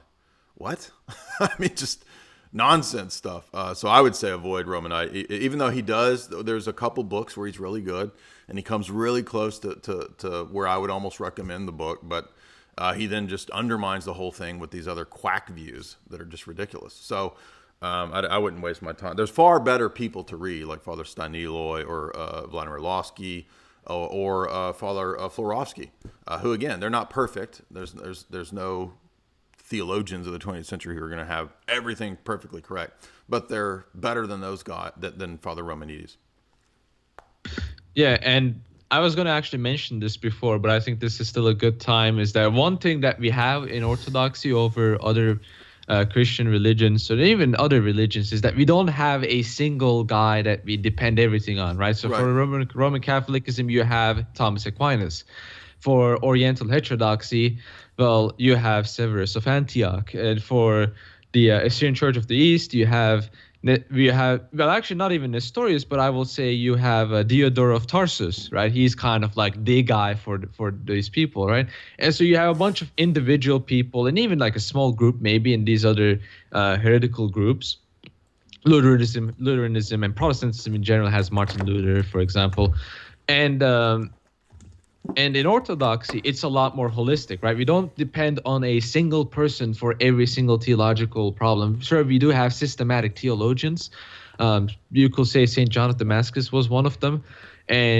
But in generally speaking, we have a wide array of people who have very correct views, right? They have very correct views, but we don't go to them and say, oh, his word is equal to gospel. Whereas even though in the Roman Catholic system, yes, I mean, Thomas Aquinas' word is not equal to the gospel. It is in praxis, it is. Yeah, you want to avoid guruism, and sometimes that is a temptation. I mean, I've had friends that literally would just read everything through the lens of what Father Romanides said.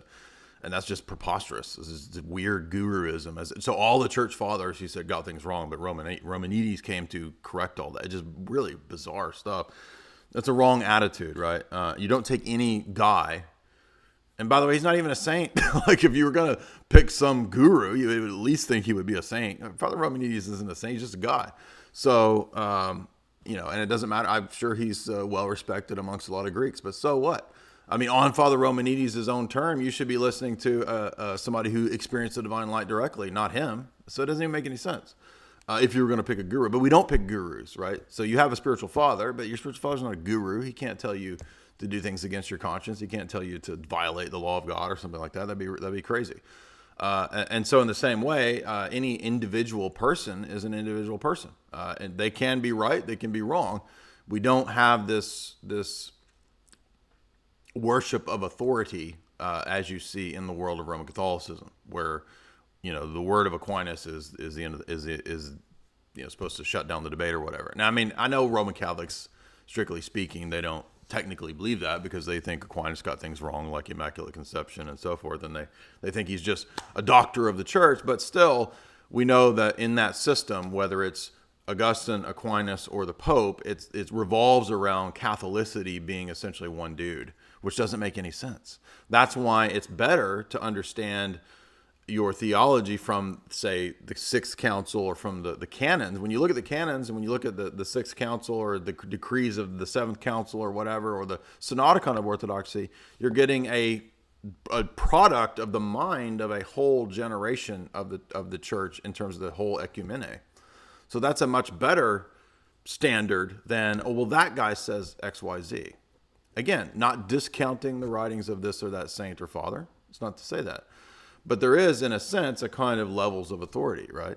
And what does St. Gregory of Nyssa say? He says, we don't follow the philosophers and the opinions of men. He says, divine revelation is what we consider our first and foremost authority. And that's correct.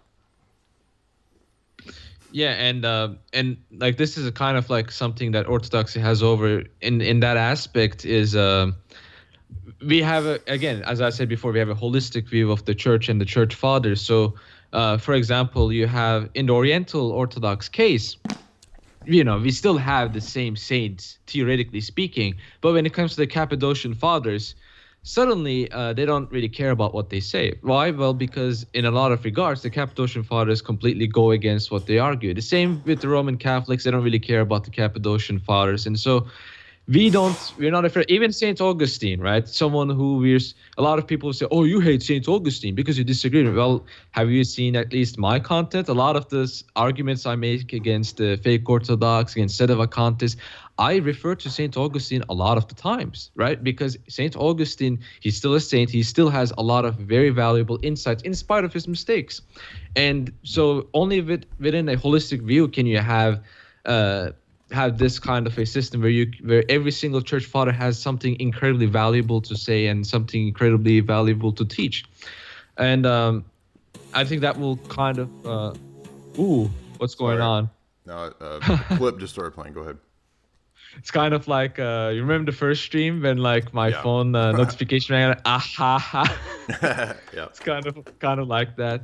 And I think that will pretty much be all about people to avoid. Like, do you have any other people in mind that we should remind to avoid, or should we move on to heresies to avoid, and like general heresies that people fall into and so on? No, I think those are some of the major figures, and anybody else is probably just going to kind of be a derivative of them. I mean, some of the major outlets of Orthodox media that are out there are going to be promoting good stuff, and then they're also going to be promoting creepers and weirdos and weird stuff, as we've seen in the last year.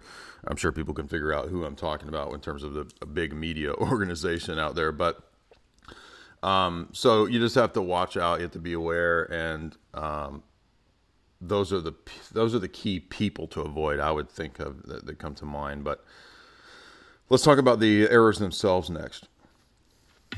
Yeah, so we already tackled universalism. Modernism will be a good one to tackle. A lot of people, they might be wondering, what exactly is modernism? And I think we can both talk about what exactly is the heresy of modernism in Orthodoxy.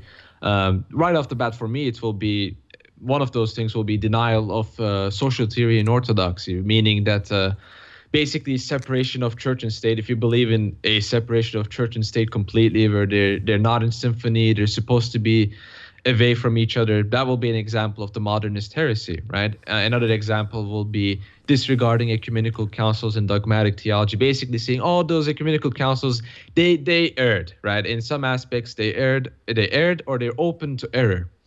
That will be another aspect of modernism. As you mentioned before, spread Americanism is very deeply connected to Right.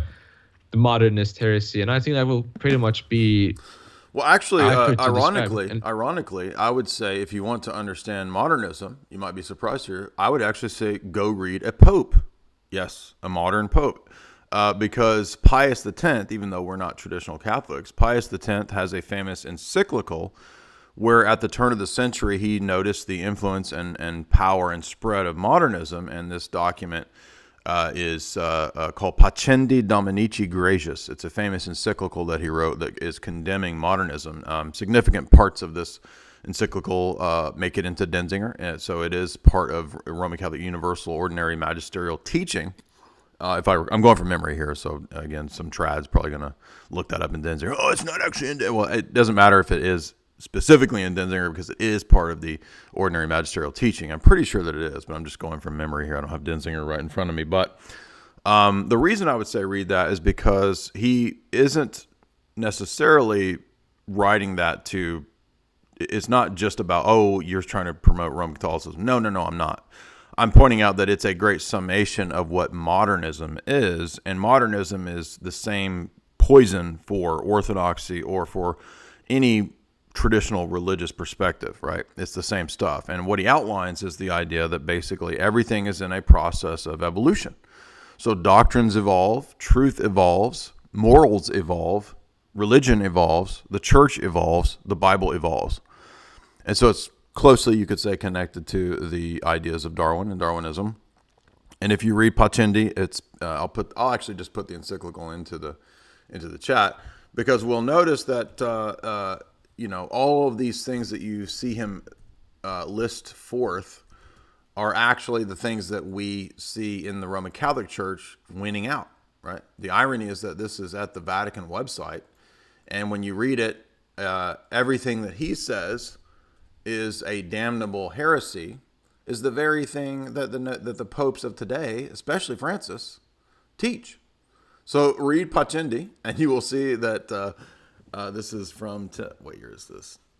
I don't know, it's not listed on here what the year is, but you will see that the Roman Catholic Church completely capitulated to that clearly, because everything he says is the norm in Roman Catholicism now. And for Orthodox, we could take this as a warning. Even though we're not Roman Catholics, we can look at the example of the Roman Catholic Church capitulating to modernism and capitulating to everything that's in his encyclical 100 years, around 1900, 1904, somewhere in there. I don't remember the exact year of it. But if we capitulate, we will have the same problems, right? We're tempted with the exact same thing that the Roman Catholic Church was tempted with and capitulated to. So that's what modernism is. It's the idea that everything is just evolving. And that would mean that there isn't, you can't look back to Nicaea. Nicaea is not going to tell you something, because Nicaea was true for that time. Now, that was a bunch of guys in the ancient world, and they didn't have access to, the science that we have now. They didn't know Darwin. They didn't know about everything evolving, and they were primitive dummies. And so now we're sophisticated, and, we can do textual scholarship, and we can realize that they just got everything wrong. And aside from that, I just to mention, so that people don't fall onto the opposite side of the dialectic, is it is also good to avoid the hyper traditionism. There's a lot of Roman Catholics that do that, right? They put politics in the forefront and religion behind. Their politics is what they really excel at. I'm not really going to talk smack about a particular person. Some people might have some people in mind, but a lot of people in the Roman Catholic world, as I said, they really do prioritize politics. And we will ultimately say, as Orthodox Christian, is that because there is a symphony, and because Orthodoxy has teachings on the social sphere as well, or political ideology ultimately should be Orthodox Christianity. It shouldn't be a specific thing, but rather Orthodox Christianity itself should be the political ideology that we support, and aspects of Orthodox Christianity in the social sphere and affecting people. That's ultimately what we should be, I think, supporting, outside of and of course this will naturally mean monarchy and other stuff. But the priority here that I'm talking about is spreading the gospel, is spreading the Orthodox. The priorities gospel. are wrong. That's in Rome Catholicism. exactly. Right. And so another heresy that a lot of people fall into, and we talk about this a lot, is Marcionism. The importance of the Old Testament, New Testament continuity is very, very huge, and there's a reason why Marcionism is one of the earliest heresies. Yeah. Right? It's because one of the first things and first foundational things that the Gnostics try to tackle in the Orthodox Church. And to kind of like talk about the Gnostics themselves, this is because I think this is very important. This kind of talks about the connection that Gnosticism has with Protestantism, actually. There's multiple different groups of Gnosticism. There's certain Gnostics that make up their own gospels, right? That's how you have a David?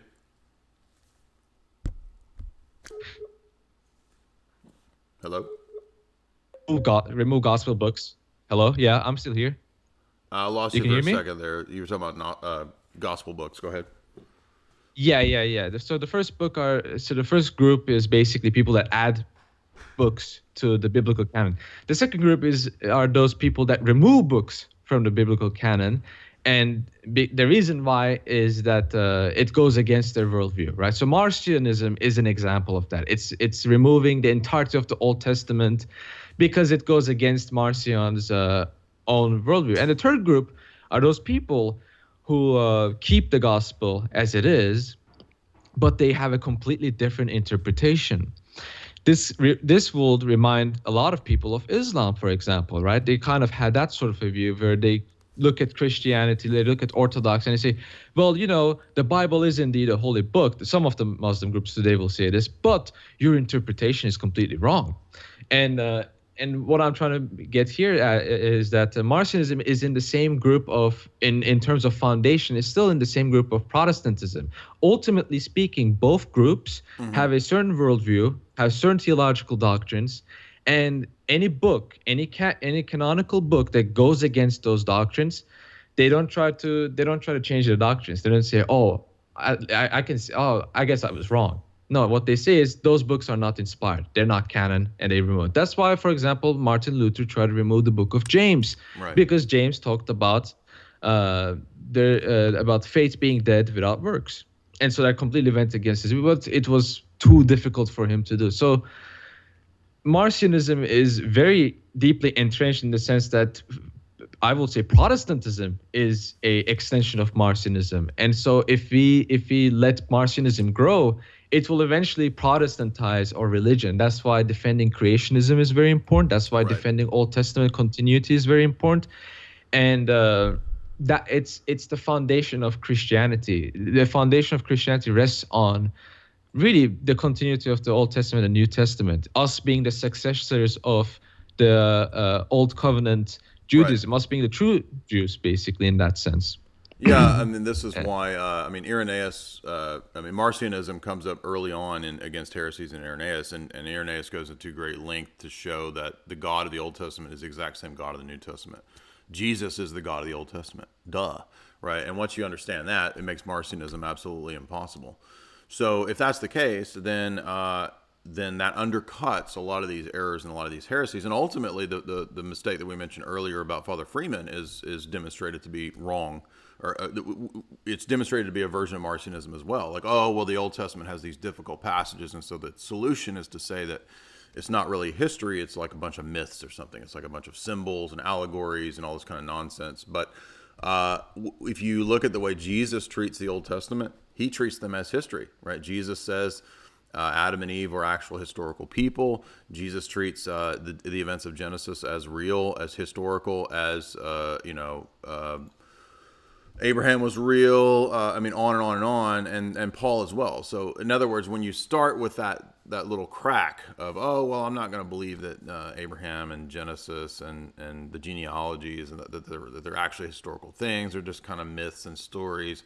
What happens is that you're not initially being consistent, then you're later forced to admit that, oh, well, when the New Testament reads those things as historical, it's also incorrect.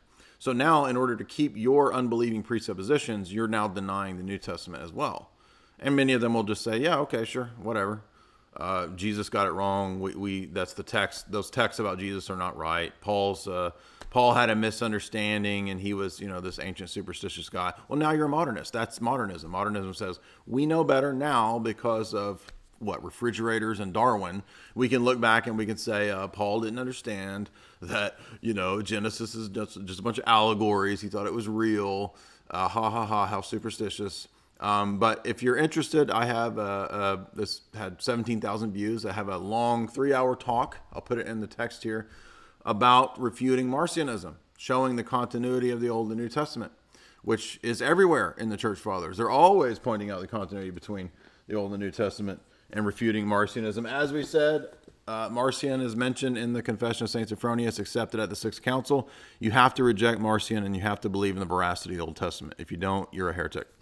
And in most of the people in the churches nowadays, because they went to universities where they were taught higher criticism, they were taught the documentary hypothesis, they just assume higher criticism is true. Oh, and if you deny higher criticism, you're a fundamentalist. No, that's not true. So is everybody at the Sixth Council fundamentalists? And if they are, I want to be a fundamentalist. I want to be with those guys. Don't want to be with you. If someone accused me of fundamentalism, I'll just say, yeah, what's wrong with it? I mean, why is obviously that wrong? we're not. Yeah, like, what's wrong with believing in the Bible? What's wrong with believing in the Church Fathers? What's wrong with believing in our own religion? If that's fundamentalism, right. I'm the biggest fundamentalist. Yeah, exactly. So how many more do we have here? Do you want to do what? What's just next? one. Yeah, just one. Like Christology, like simple Christological mistakes people do, and then we can move on to people that we would like to promote, people that we will recommend. Okay. You check out for good advice. So, I think this will be a good time to basically go over basic Christology, because a lot of people they have crypto-Nestorian views. So, for example, why do we not worship the Sacred Hearts of Christ? Like, what's the basis of us not worshiping? Well, the basis is actually in the 12 anathemas of St. Cyril to Nestorius. Now, you might say, well, isn't that specifically for Nestorius? Didn't St. Cyril himself say that?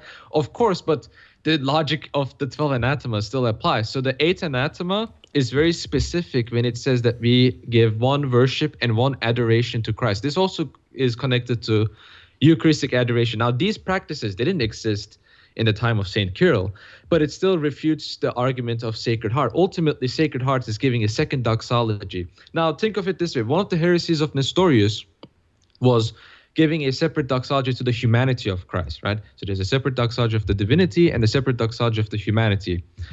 Now, that's heresy, but in Roman Catholicism, what you have is that you have a component of the human nature being worshipped. If worshiping the human nature, human aspect is as separate from the divinity is heretical, then think of how big of a heresy worshiping a component of his humanity is. And so I think it's a direct refutation of the Sacred Heart heresy. And unfortunately, we even see some Antiochian Western Rite parishes adopting that practice when they should not have. But this is, if you look at the history of this practice, it's crazy. But anyway, Christologically speaking, why does it matter that there's only one doxology of Christ? Well, ultimately, it's because he's a single person, right? If you have two separate doxology, if you're worshiping two separate aspects of Christ, you're basically dividing him into two. Right. And that's one of the points that St. Cyril made against Nestorius. Right. Now, we don't go to the opposite route and go, oh, that means monophysitism is true because there's one nature. Well, actually, no, I tackled this in a lot of my videos, in my video on Miaphysis and Diophysis, and and one mistake that I think a lot of people make is about composite hypostasis. Now, St. Cyril is on record that he does refer to the hypostasis as composite, but what does it mean that Christ's hypostasis is composite? And we even dealt with this in the first stream. Well, it's when they're talking about composite hypostasis, both Nestorians and Oriental heterodox actually have the same view. But the place of difference where they differ is about it being analogical to the union, to the hypostatic union, and so on and so forth. But the point that I want to try to make is that one mistake that people make in regards to Orientalism is that when you're speaking about the composite hypostasis as if the hypostasis itself is composite, what you're really saying is that the pre-incarnate Christ as a person is a different person post-incarnate. Right. And that is the the consequence of composite hypostasis in the Orientalist in that sense. And what's really important, this concept I think is very important, is hypostatization. Right. So when we're talking about the natures of Christ, what Saint Cyril says is that we believe that Christ is in two natures. That's his qualification for the in two natures formula. He says that these should be natural properties, which we believe, and that it is in two natures according to the intellect. What does that really mean? As I mentioned in the video, what it's talking about hypostatization, and Saint Cyril himself used this concept. Leontius of Jerusalem used this concept against the Severance, and this is completely lost in Orientalist theology. And what we're talking about is that we're speaking of Christ and hypostatizing those two natures. So when we're talking about those two natures, we're referring to the powers that Christ has. And what are we referring to? We're referring to the wills, we're referring to the energies of Christ. Yep. And you don't have the energies of Christ in Roman Catholicism, for example. And we're referring to the powers that Christ has, the faculties that Christ has because of those two natures. Ultimately speaking, the natures are not just some abstract thought. And nature doesn't exist if it's not hypostatized. Exactly. That's why unicorn nature doesn't exist, because there's no unicorn hypostasis. There's a unicorn out there. So it's just in thought. Whereas in Christ, we speak of one person. The natures are only in thought because he hypostatized those two natures. And I'm only referring to these things because there's a lot of like when they look at the controversy of Nestorianism, a lot of people think of it like very simply. They just, it's just, Christ's one person is divine human. That's it. Yeah, that's really simple. But then they still commit the errors of Nestorianism. And I think it's very important that we kind of distinguish that and also show why the doctrine of energies also matter. Yeah.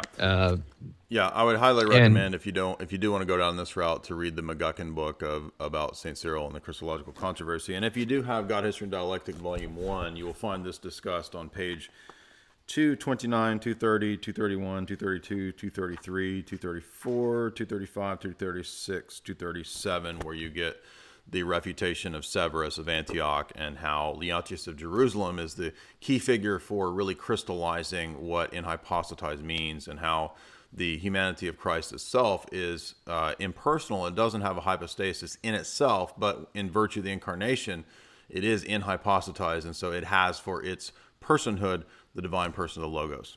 So that's the solution to a lot of the stupid disputes that we've had in the last year, people being hard-headed, not knowing what they're talking about. And also the entirety of Book 3 of John Damascus. The entirety of Book 3 essentially rehearses these debates from the 4th, 5th, 6th centuries, and he puts them in a very clear and concise manner. Let's see. I don't know if I had anything else on that point. And go ahead. And just as a small note, a lot of this is kind of like a basic response that Orientalists make, and I just want to talk about it. Then we can move on to recommended people and so on and so forth. When we're talking about monothelitism in Severus' system, a lot of people will give quotes and they will say, but he says that Christ has human will and divine will and salvific suffering. Well, that's because he believes in two different manifestations of wills, but that doesn't mean that he actually believes in two wills. And as a matter of fact, there was a dispute over this with another monophysite, and he said, why do you believe in two different manifestations? Like, if we really believe in what we believe, then shouldn't there only be a single manifestation? And that's actually one of the disputes that Severus had with another monophysite. He doesn't ultimately believe in two wills. He believes that we see two wills because there's manifestations of wills. But ultimately speaking, when we're talking about Christ, he doesn't have two wills. There's only one will, because another reason why is because if the number 2 signifies division. So we have another example of distinction equaling division, this time in the Orientalist thought. And I will say that's why they don't really have the same doctrine of energies that we have. I just want to make that note. If you read the Disputation with Pyrrhus, you'll see that multiple times throughout the debate, it's all premised on the presupposition that distinction entails division or composition, and that there's a natural tension between the will of God and the will of man. And that's why they can't really understand the issue or the debate about gnomic will. And so this is a great way to ultimately refute the Orientals, is to understand that the debate, the dispute, evolves out of the 4th century from Chalcedon up into debates about whether will and energy are properties of nature or property of person. And they're properties of nature, which is the correct position. And so, also, the Batrelos book on Byzantine Christ is very good on this topic too. I will highly recommend. So that covers basically everything. And should we talk about people that we actually like, that we think that people should listen to, or should we get to that now? Yeah. So the first, naturally, it's going to be us. That's going to be the first group of people. Follow us, listen to us, trust us. Ortho Christian, I mentioned them before, and as I said, there's a good aspect of in terms of news coverage. Sometimes I myself have seen that sometimes they don't really have been too honest. They haven't really been honest, but generally speaking, when it comes to articles, when it comes to writings about saints, they're very solid, and you won't. You'll be 100% sure that they're completely orthodox in terms of what they're preaching, in terms of theology, in terms of orthodoxy. Another person that I like is Seraphim Hamilton, and you had him as well on your show, correct? Yeah, we did a talk on Genesis a couple of years ago. Yeah, so what I really like about Seraphim Hamilton, Cabane on YouTube, is that he's very honest. Like, if he really has an issue, he will openly say it. So he's very intellectually honest. And the only criticism that I will have is that he's very, in his theology, he's very, not incredibly. He does believe in essence, energy distinction and crucial orthodox dogmas, but he is very, he has a very, he's basically the opposite of Romanides in that sense. But outside of that, he's very solid. I will recommend checking out Seraphim Hamilton. He has very good works on Genesis, both in terms of theology, right? Creationism in terms of theology, creationism in terms of comparing the scientific worldview. And as I said, he'll be completely honest with his views, right? And another person, which you'll agree with me on, Jay, is Father Chris Moody. He does have a YouTube channel. I'm subscribed to him, and I think you should too. He has very good talks. He's very orthodox. I believe he's been influential for you, Jay, as well, right? Yeah, absolutely. Yeah, Father Chris is great. Yeah, and you won't get wrong. And Father Spiridon is amazing. And if you want content in regards to spirituality, right, Orthodox spirituality, Father Spiridon is your best bet. He's incredibly good. He has very solid content. It's not long. It's generally 7 minutes, 10 minutes, sometimes 4 minutes. And he covers basic stuff, but the stuff he does is very valuable. And hopefully Father Spiridon does more of those contents, because I think we need it. Another priest is Father... Oh, I need some water. Hold on. I'm losing my voice. It's okay. I'll read a couple super chats while you're doing that. Dalton for $5. Orthodox academics say that Genesis describes real events, but not in a one-to-one literal sense. They are full of it. Well, I mean, this is kind of like academic speak to muddy the waters. What does it mean not in a one-to-one sense? I mean, we have hermeneutical principles that are come to us from the church fathers on how to interpret different types of texts, like historical, allegorical, simile, metaphor, poetry, psalms, liturgy, prophetic texts, historical books. I mean, you look at the different types of works that are present, and then you're going to interpret them accordingly. But again, we have a whole book that's essentially summarizing the patristic view of Genesis and their hermeneutic here by Father Rose, which I highly recommend, Genesis, Creation, Early Man. So it doesn't really matter what so-called Orthodox academics say. We don't submit the church to what the academics tell us.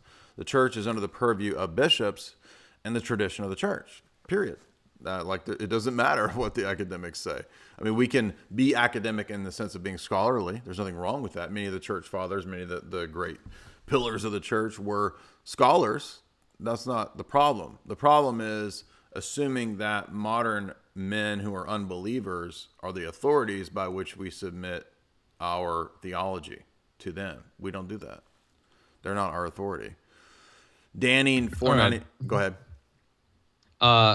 I'm back. I got my voice back. I was just my take on the question is, I think a good litmus test is basically asking them, do you believe Genesis happened? Like, do you believe what Moses wrote actually really happened? And Another thing to distinguish is that a lot of people make this mistake. Just because something has allegory or something symbolism in it doesn't mean that it didn't actually happen. A lot of things that happen in reality, it does have symbolic meaning.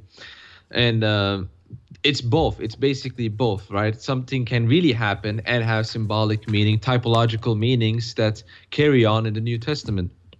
And Right. I can finish the recommended people list. It's kind of short. Father Josiah Trenham, Patristic Nectar Publications. Father Josiah is amazing. He's very solid. He has very good takes on contemporary issues. I've seen some people, for example, he's very pro Jordan Peterson, but he won't like treat Jordan Peterson as a gospel. He just likes Jordan Peterson. But outside of that, like anything Father Josiah says is amazing. He has very good insights on modern culture, and is a person I will say that you could trust. Father Deacon Ananias, obviously, and I kind of want to just dedicate this part for Father Deacon Ananias.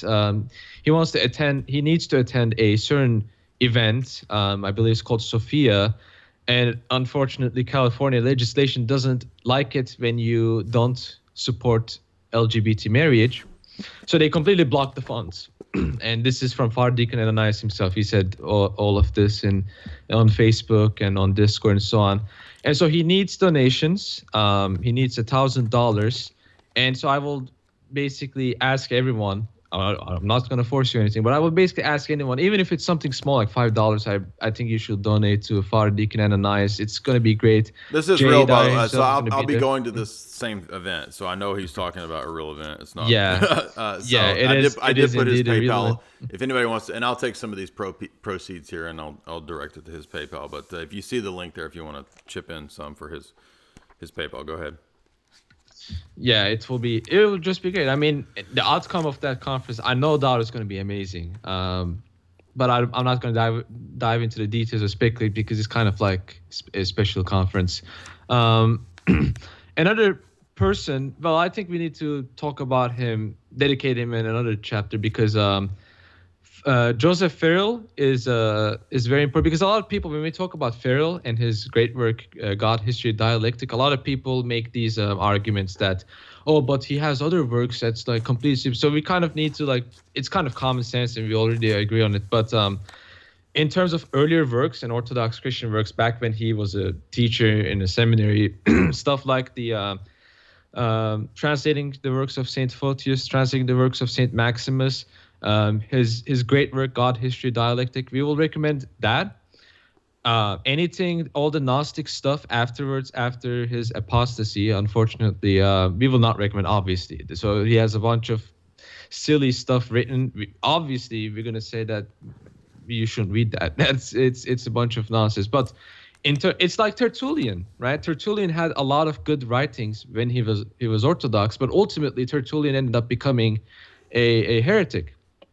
And it's kind of the same deal with Joseph Farrell. His work, God, History, Dialectic, is amazing, but we don't deny the fact that he has apostatized and he has gone off to the deep end, obviously, in that sense. So I think that kind of needs to be said so that people don't misrepresent what we think of his work and end up just slandering us. Another YouTube channel I would like to recommend is Orthodox Talks by priest monk Father Cosmas.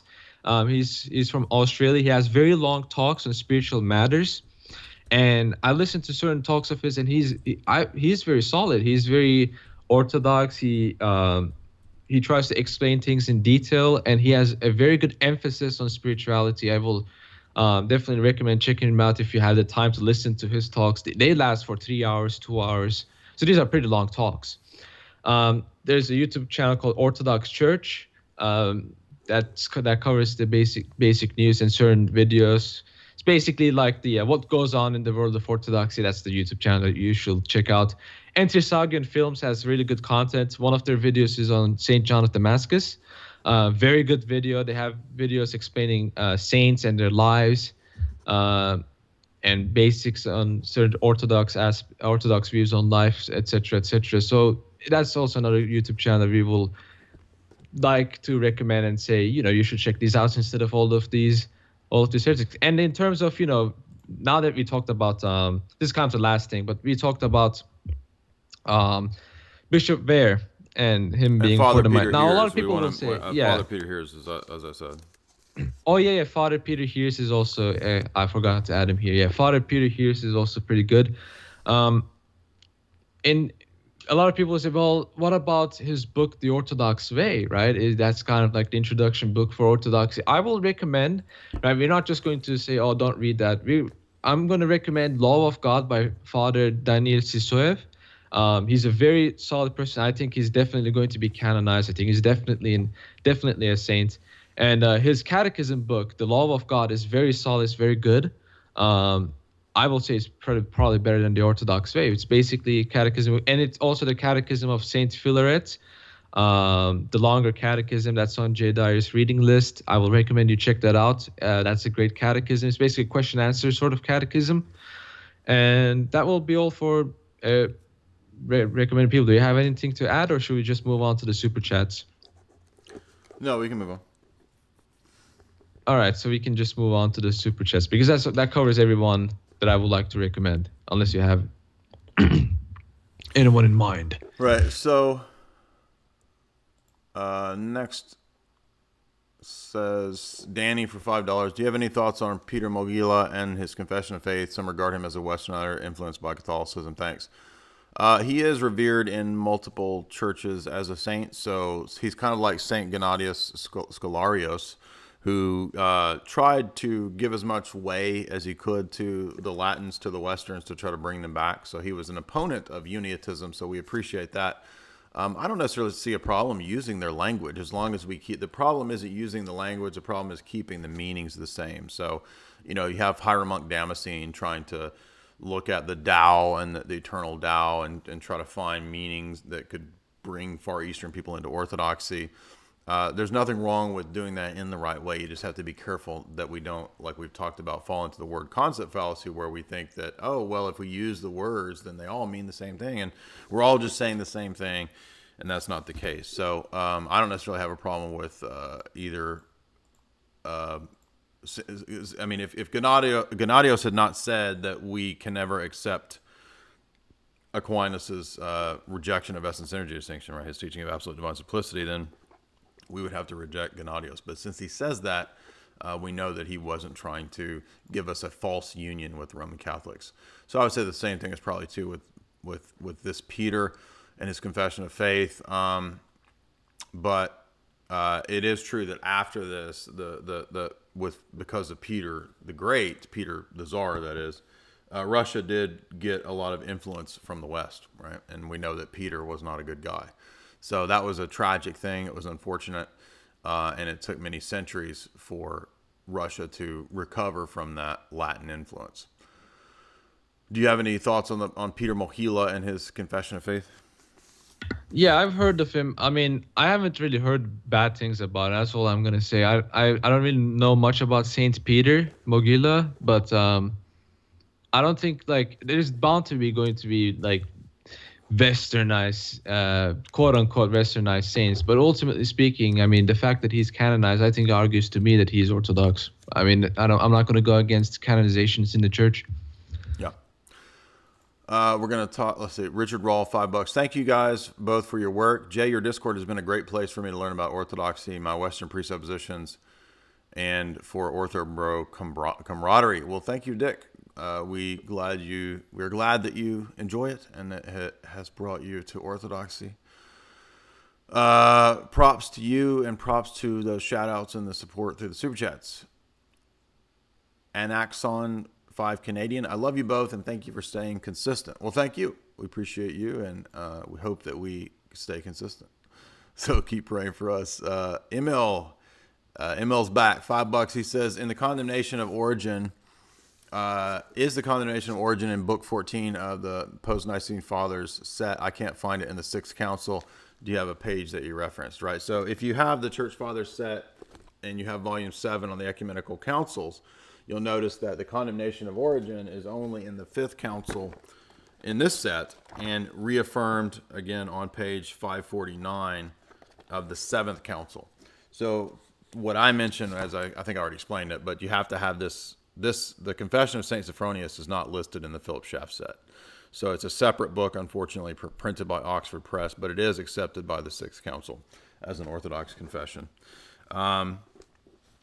So that's the solution to that. Let's see, where's the next one? Doorman, $365. In my parish library, Father John Bear edits half of the books. He is linked to Vladimir Seminary. That place seems very modernist. Yes, unfortunately, St. Vladimir's has gone in a more and more modernist direction.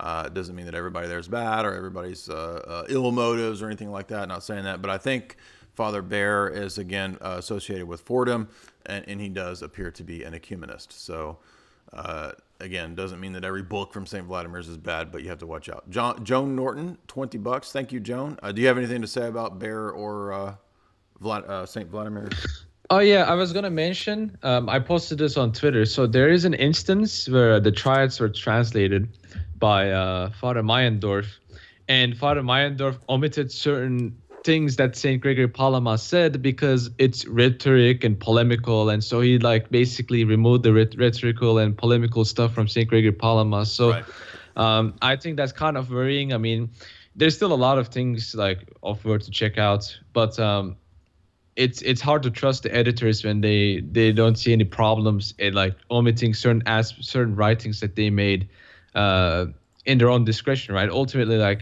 we don't really know what they removed. Maybe in those polemical statements, he was making an argument that we could be using even today, right? Why is he, or maybe it's just is making a statement that, for example, will be against ecumenism or whatever. So it's kind of hard to trust that when that sort of stuff is going on. And Meyendorff himself is admitting that he did that. So that unfortunately does happen. Yeah, I said that years ago to an Orthodox priest, the one that I debated on the civil state, and he said that I was making that up, that Meyendorff didn't say that. Do you have where Meyendorff said that? Let me check. I saw it from another Discord user. Let me see. Well, all right, we can dig that up in the Discord. That's okay. Yeah, we can dig it up. So let's see who's next. Dalton for $2.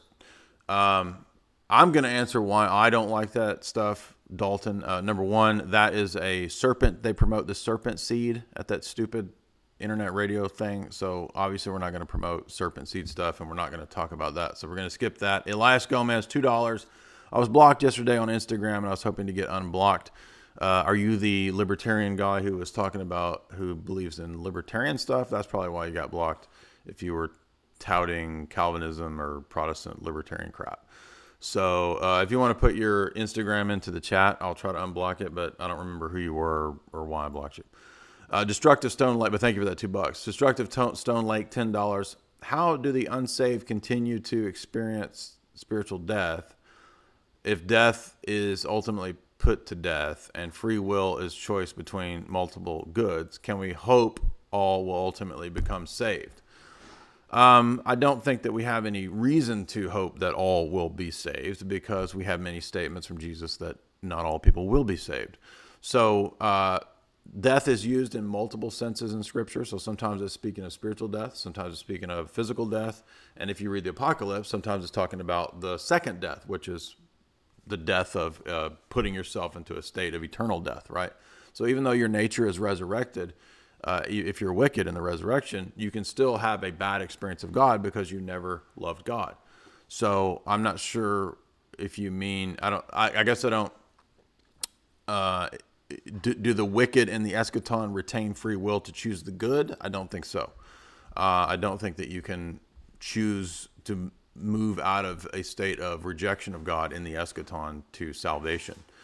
It is true that some people have hoped for that, and some saints have thought that perhaps, but we don't go by some of these minority views and opinions by some saints. I just don't think that there's any, we're not given any revelation to believe that we can hope that all people will ultimately be saved. So that's my view. What do you think, David? There's also a book called Apocalypse of Peter that actually touts that line, and that book was rejected for many different reasons, and I think that was one of the reasons why it was rejected, because Apocalypse of Peter, it claims that Jesus gave a secret revelation to Peter where he says that everyone will eventually be saved, everyone will eventually go to heaven. And that's actually one of the arguments that Universalists use. They will say that, oh, this was in the Moratorian canon, therefore it's canonical, it's inspired, because it used to be in the ancient early church canon. Well, first of all, you don't believe in the ancient early church, otherwise you'd be Orthodox. Second of all, even that will be subject to interpretation, but even in that case, it has been rejected by the church. So the only like arguments I've seen from hoping that everyone will be saved is pretty much from that book, basically from Apocalypse of Peter, which I don't think any saint regard it as canon. I might be wrong, but I don't think I've seen that. Like after Nicaea, I haven't seen any saints regarding it as an inspired book. So it was rejected at Nicaea. Okay, so Emil asked a good question in the next section for $10. He says, what does the Fifth Council mean when it uses the phrase only in the onlooker's mind when discussing Christ's two natures in the seventh anathema? It sounds like Christ's two natures are distinguished only virtually. That's correct, because after the incarnation, it is always improper to speak of any real separation between him in any sense. The only sense in which we do speak of a separation is virtually or logically distinct. That's why the hypostatic union is a henotic union, according to St. Cyril. You can't ever posit that he was really divided. And so if you look at the second anathema of this council, you see that it's directed against Nestorius. So the anathemas of Constantinople II, 553, are actually dealing with not just Monophysitism, but also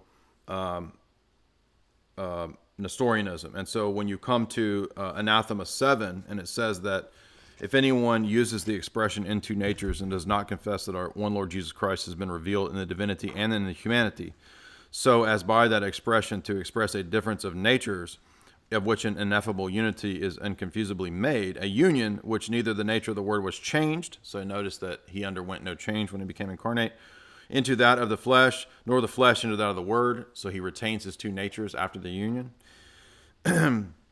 For each remained what it was by nature, but the union being hypostatic, right? The hypostasis is not a product of the union. It's what he had prior to the union, and it's that divine hypostasis, assuming he's a divine person with a divine nature, assuming human nature. And then he goes on to say, we shall take the expression to regard the mystery of Christ in a sense as to divide the parties. After the hypostatic union, Christ is never divided. Even in the death of Christ, his human nature is not divided from him. We can speak of him, as St. John Damascus says, set in terms of two natures, even after the incarnation. But that's only logically. He's not actually divided when we speak of him. Even in his death, as John Damascus says in Book 3, the soul of Christ is separated from the human body. The human nature is not separated from the divinity. That's heretical. So there's no actual separation. The only thing that's separated in the death is the human soul from the human body, both of which are properties of the human nature, you see. So there's no actual separation of the two natures, divine and human, in Christ, even in the death.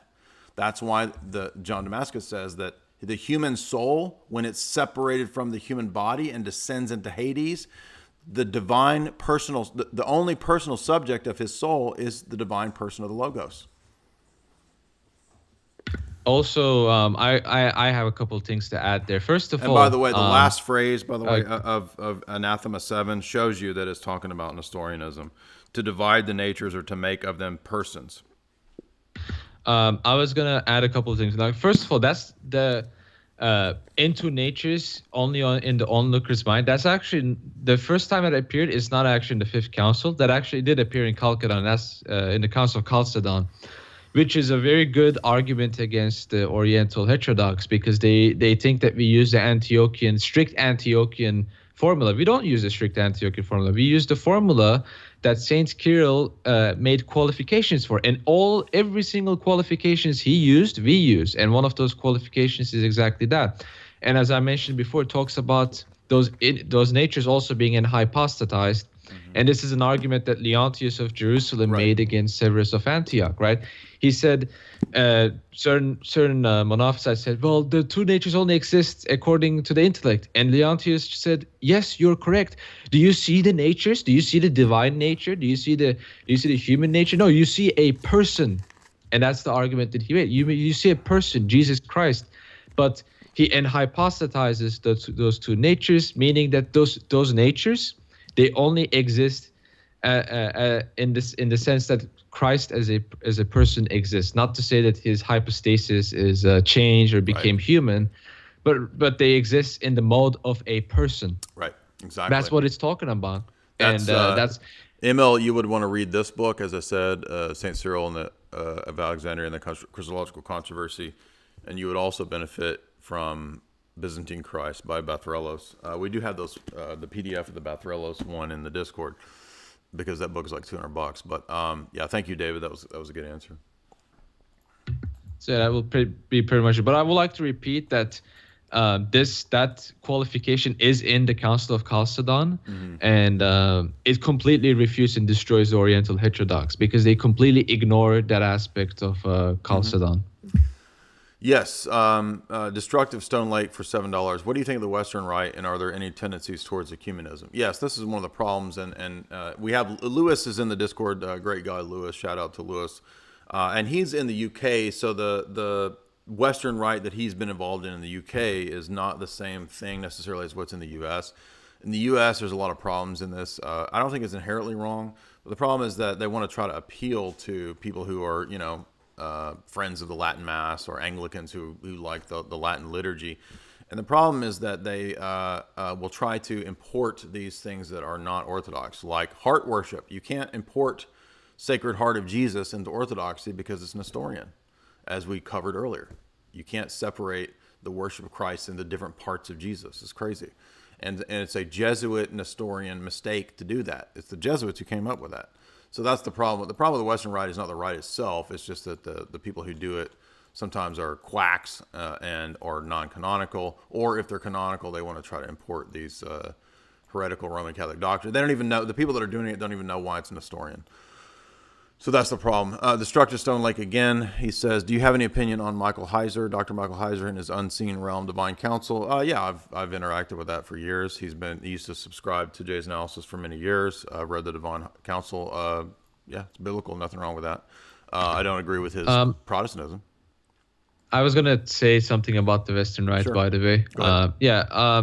So there's important things to mention about the Western Rite. So, for example, there are saints that do support a Western Rite. Doesn't mean that they support the Western Rite that we have in the Antiochian Church, for example, today, but they do support a Western Rite in order to, have more appeal for people to Orthodoxy. But what's really important is that there are certain issues with the Western Rite that certain churches have. So Antiochian Western Rite, I will definitely say, is very heretical in some of the practices they have. I have heard that they refer to Thomas Aquinas as a saint, even in their prayer books, in some of the prayer books, at least. I saw this from a Western Rite on Twitter, and he was very happy about it. And anyone that asked, why are you happy about it? Thomas Aquinas is not a saint nor church. He blocked those people. So it was kind of a weird instance. But in some aspect, it is tendencies towards ecumenism. But in some other aspects, it's actually kind of the opposite of ecumenism. You really have to... there needs to be a good, accurate Western Rite really applied in Orthodoxy, if there's going to be one in the first place. And as Jay mentioned, Eucharistic adoration, Sacred Heart, these are regular things in Antiochian Western Rite parishes, and it really should stop. I mean, I heard even unleavened bread is being used. I've heard. And if that's really the case, then it's nonsense. That's very worrying. Then, because that's, for people that don't know, leavened bread, unleavened bread, that dispute is actually one of the foundational reasons why the 1054 schism even happened. That's one of the main disputes that the Constantinopolitan Patriarch had with the Roman Patriarch. Yep. Shauna Sawyer sends $20. Thank you very much, Shauna Sawyer. All right, so we're coming to the end of the stream. A lot of great questions. Thank you guys so much. And if you would subscribe to Daniel, David, I've got his channel linked in the bio. And then if you want to support Father Deacon Dr. Ananias to go to that conference due to the weird California law, you can also chip into his PayPal if you want to there. And be sure and subscribe and like and share below if you enjoyed this. And anything else you want to add, David? Just thank you all for listening in. And I don't really have anything to add. Thank you all for listening. Thank you all for tuning in. I hope you have a blessed day. And everyone for the old calendar, everyone on the old, aka the real calendar. Just kidding. Everyone on the old calendar, I mean, I hope you have a blessed upcoming Christmas, upcoming nativity feast. And yeah, that's it. Cool beans. All right. I'm supposed to be on with the Tech War guys tonight, so that would be a fun interview. He said he wanted to do it tonight, but I haven't heard back from him yet today. So hopefully that'll go through and can have a good conversation with the dudes over at Tech Wars. So everybody have a good evening, and we'll talk to you soon. Thank you for coming on, David. My pleasure.